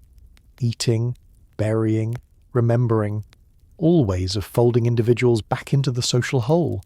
Even the tools used to deflesh the dead, polished flint blades, bone spatulas, scrapers, were the same implements used for animal hides and meat. The technology didn't change, the meaning did. In this way, the archaeology of commemoration mirrors that of subsistence. Human culture rarely discards its habits, it repurposes them. It is also possible that these practices carried echoes of the older cannibalistic rituals. Some bones from secondary burial sites still bear microscopic traces of heating, as if exposed briefly to fire. Whether intentional or incidental, it suggests continuity. Memory of an earlier relationship between fire, flesh, and transformation. The difference now was motive. Instead of hunger, it was homage. In modern anthropology, it's tempting to separate reverence from violence, but in prehistory they often coexisted. To touch the dead was to acknowledge life's fragility. For Neolithic people, decomposition was not pollution. It was participation in the cycle of existence. The body's decay fed the soil fed the living, and the bones fed memory. By the late Neolithic, this philosophy had spread widely. Across the Atlantic facade, collective burials and ossuaries replaced individual graves. Bones were curated, rearranged, revisited. Some skulls were plastered with clay to reconstruct faces, a haunting yet tender attempt to preserve identity. The living world had begun to treat death as continuity, not consumption. Perhaps that was the true revolution of this era, not agriculture, but empathy stretched across mortality. To eat someone was to keep them for a moment. To remember them was to keep them forever. The knife, the fire, and the grave were all tools of connection, just used at different levels of understanding. We will never know precisely when the last body was cut for food and the first was cut for love. Archaeology gives us layers of time, not motives. But somewhere between those French caves and the rising megalithic tombs of Western Europe, humanity learned a new kind of appetite, not for flesh, but for meaning. By the time the last glaciers began to loosen their grip on Europe, around 15,000 years ago, the world was thawing not just in climate but in mind. The final generations of the Pleistocene still carried the memories of their ancestors' firelit rituals, their tools chipped from bone and flint, their lives shaped by scarcity and migration. But something quieter was happening beneath the surface of survival. The first flickers of taboo. The line between the edible and the sacred, once blurred, began to sharpen. Archaeologists studying the late Magdalenian and early Mesolithic record have noticed a pattern. Traces of the old behaviours still linger, but they are subdued, fragmented, hesitant. Bones with cut marks continue to appear, but they are fewer, often ambiguous, and surrounded by growing evidence of respect. Careful placement of remains, pigment traces, or separate treatment of skulls and long bones. The last meals of prehistory were not feasts, they were echoes. As the great ice sheets retreated, Europe's ecosystems transformed.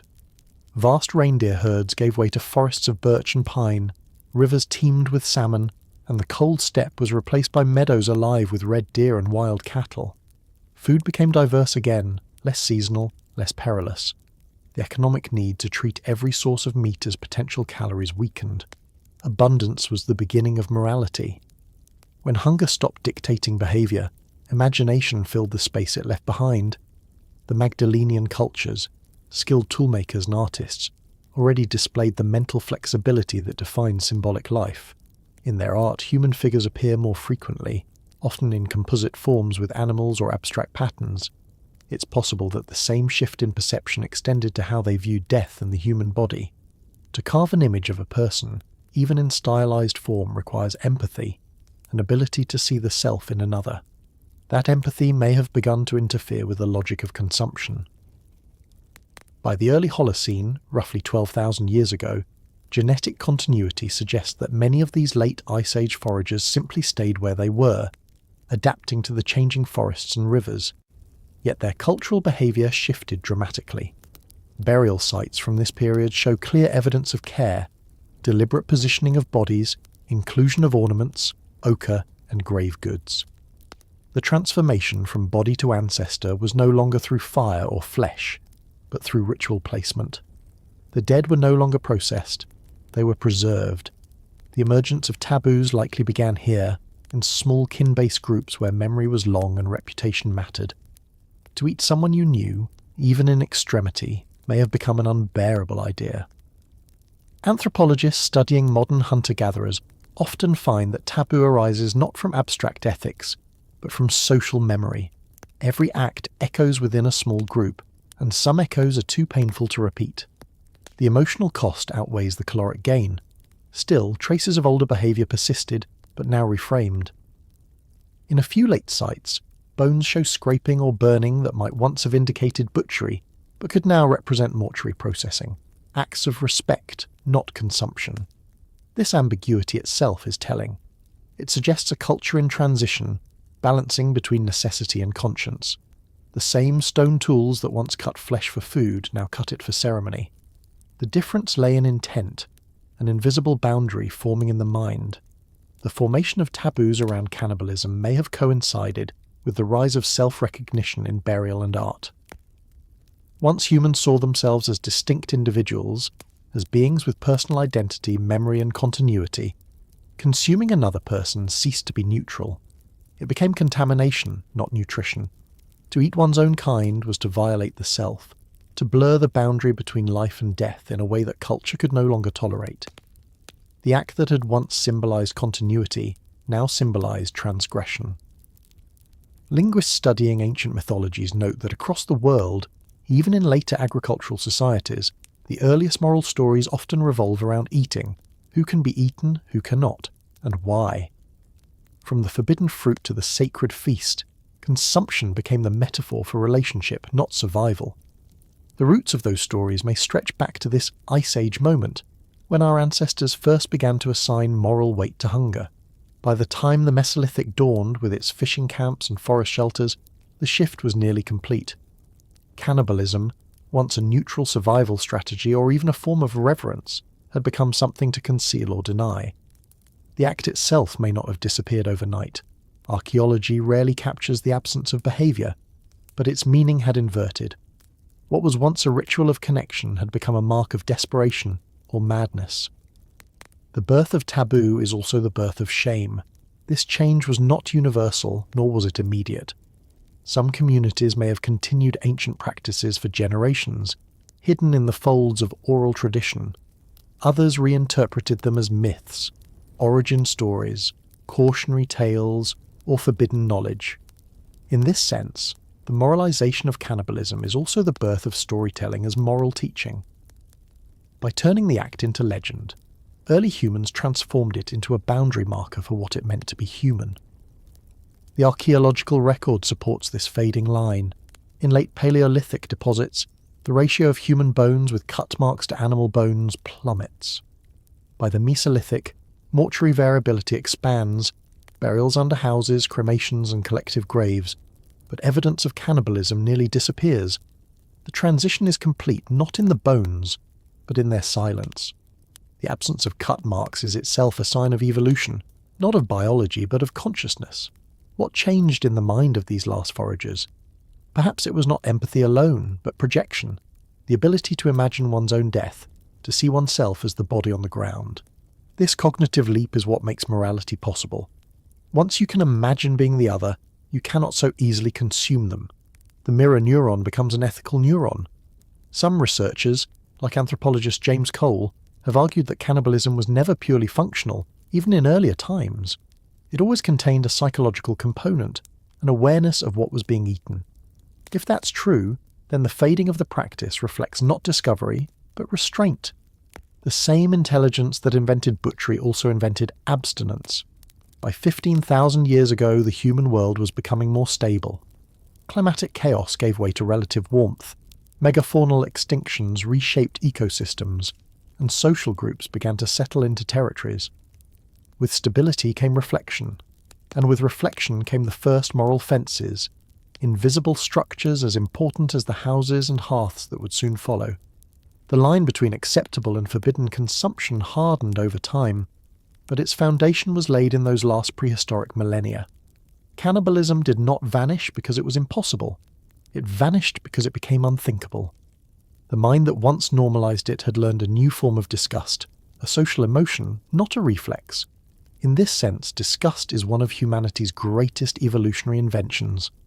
The final evidence we have, ambiguous, fragmentary, may come from transitional sites in northern Europe, where defleshed bones and burials overlap in the same contexts. The people who lived there likely told stories about ancestors who ate their dead, perhaps with a mix of horror and fascination. Memory itself became the replacement for flesh. We no longer needed to consume the body to keep the person close. We could carry them in story, in name, in symbol. When the first Neolithic farmers appeared, bringing pottery, grains and domestic animals, they also brought a new order of meaning. Life was now measured in harvests, not hunts. Communities grew around permanence, and permanence required boundaries between human and animal, sacred and profane, life and death. The earliest moral codes may have been whispered not by priests but by foragers deciding who not to eat. In the end, the last meals of prehistory were not eaten at all. They were remembered.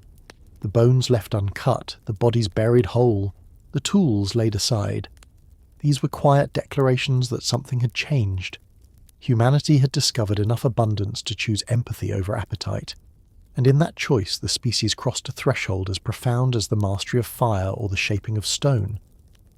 We often think of morality as invention, but perhaps it is subtraction, the gradual removal of what we can no longer bear to do.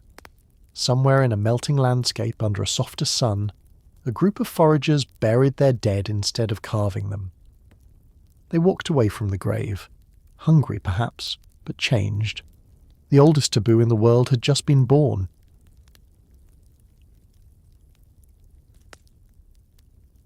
If survival shaped the appetite, what shaped restraint? Somewhere between hunger and hesitation, something within us changed. It wasn't a tool, or a fire, or a discovery. It was a quiet reprogramming of thought. The same brain that learned to carve bone began to pause before cutting. The same hand that once split marrow for calories started to touch a body differently, not as meat, but as memory. That hesitation, small at first, was the birth of restraint, and restraint in its most ancient form is what we now call morality. The story of how we stopped eating one another is not a story of progress. It's a story of reflection. Early humans were never monsters. They were pragmatists. Every decision was carved from necessity, not cruelty. But when necessity faded, what filled its place was something more complex, a growing awareness of the self and of others who were like the self. Once that awareness evolved, it became increasingly difficult to treat another human body as mere sustenance. It wasn't the discovery of fire that made us different. It was the discovery of empathy. Empathy, in evolutionary terms, is a late invention. It likely began as a survival mechanism. Recognizing distress in others improved group cohesion, which improved survival odds. But over time, that same neural circuitry began to do something more abstract. It allowed us to imagine the inner lives of others, to project emotion, to care. Mirror neurons, those tiny architects of social understanding, linked perception with compassion. To see a wound was to feel it. To hear a cry was to answer it. And eventually, to see a corpse was to remember. That act of remembering was revolutionary. Burial, the act of returning a body to the earth intact, was humanity's first moral technology. Before laws, before gods, before language, there was the grave, a place where empathy overcame appetite. It marked the transition from consumption to commemoration, from the physical to the symbolic. When we began to bury our dead, we were no longer just surviving, we were acknowledging continuity. A buried body wasn't food, it was evidence that someone once lived, and that living had meaning. Anthropologists often say that culture begins when death is treated as more than the end. The earliest burials, simple, shallow, unadorned, were already profound acts of restraint. They represented the refusal to consume, to desecrate, to forget. To bury the body was to say, "This one matters." And in that moment, something extraordinary happened. The human body ceased to be an object of nutrition and became an object of narrative. Flesh turned into story. What drove this shift was not only emotion but recognition. Somewhere in the evolution of cognition, our species began to perceive itself not just as a collection of individuals but as a collective continuity. The dead were not gone. They were part of a lineage. Every burial reinforced that realization. To protect the body was to protect the group's memory. Once that link formed, the body became sacred. The taboo against cannibalism was not imposed. It emerged naturally from connection. In this sense, restraint is a form of storytelling. Every taboo is a narrative about who we are and who we refuse to be. To define what must not be done is to define what we are becoming. For early humans, the rejection of cannibalism may have been the first ethical boundary that unified behavior across space and time. It was the dawn of shared morality, the understanding that some acts break more than bone, they break identity itself. There's another layer, though, an almost cosmic one. When you stop consuming your own kind, you begin to perceive kinship beyond the physical. You start seeing continuity in abstraction, in bloodlines, in names, in memory. That's the root of symbolic thought, the same mental landscape that produced art, music, myth. The mind that learned to bury also learned to paint. In both acts, we preserved what could not otherwise survive. This shift is visible in the archaeological record not just through what we find, but through what disappears. The cut marks fade, the burn patterns stop, but the pigments remain. The carved figurines, the beads, the handprints, these are the shadows of empathy solidified into culture. The more we expressed our inner lives externally, the less we needed to consume others physically to feel connected. Art replaced appetite. Ritual replaced hunger. And from those rituals grew the moral architecture that still defines us. The irony, of course, is that this moral evolution did not erase violence. It merely transformed it. We stopped eating one another, but we continued to kill. We invented causes, territory, faith, fear that justified new forms of destruction. Yet even those acts reveal the tension between instinct and conscience. We could now feel guilt, remorse, empathy, proof that restraint was not absolute, but always contested. The capacity for empathy did not abolish cruelty. It made cruelty unbearable to witness. Perhaps that's the true hallmark of our species. Not kindness, but discomfort. We are the animals that regret. The moment we stopped eating each other wasn't a triumph. It was a recognition of something painful. To be aware of another's suffering is to suffer a little yourself. That shared vulnerability, invisible yet binding, is what turned groups into societies. Once we could imagine another's pain, we began to build rules to prevent it. Every moral code is a defense against our own capacity to harm. In that sense, cannibalism didn't vanish. It evolved. It became metaphorical. We still consume one another, in stories, in power, in labour, in envy. The difference is that we've sublimated the act into culture. Our hunger became symbolic, our rituals intellectual. Civilization is built on restraint but also on substitution. We no longer eat the body, we devour the idea. And yet, deep within us, traces remain. The fascination with horror, the myths of vampires, the communion rituals that symbolically eat and drink the divine, all echo that ancient behaviour. We remember in metaphor what we have renounced in practice.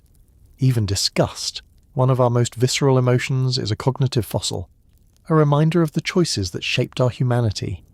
To feel disgust toward cannibalism is to feel the presence of the boundary that defines us. From an evolutionary perspective, restraint may have been as adaptive as aggression.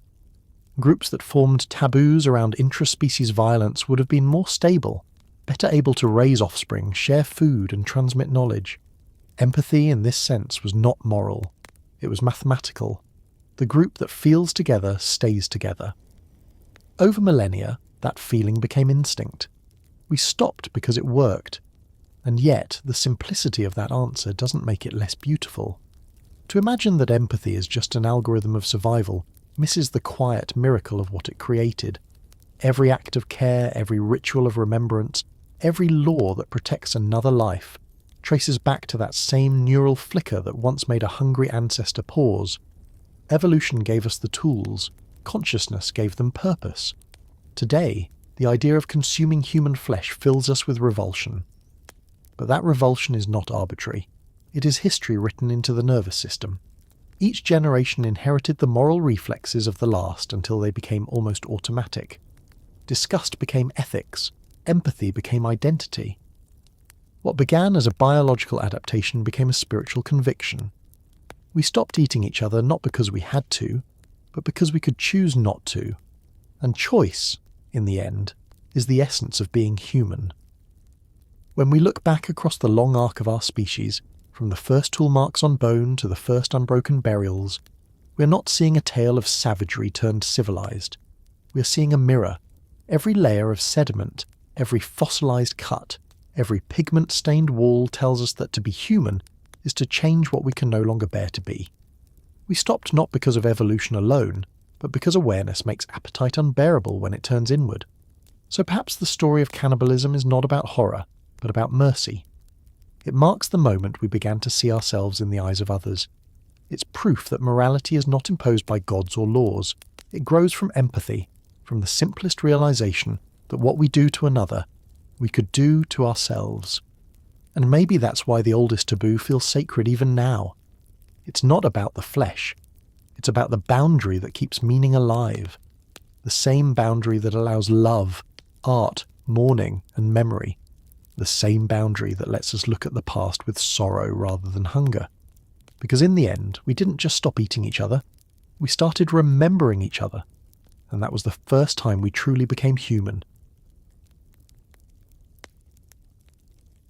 Thank you, fellow sapiens, for wandering this timeline with me, for drifting into deep time, for slowing down and remembering. If this helped you fall asleep, helped you study, or simply helped you step out of the noise for a while, thank you for being here.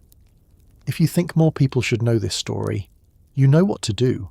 like, subscribe, share it with the sapiens in your life, and tell me, are you listening before bed, while working, or somewhere in the world I can only imagine? And as always, stay curious, stay calm. I'll see you in the next story.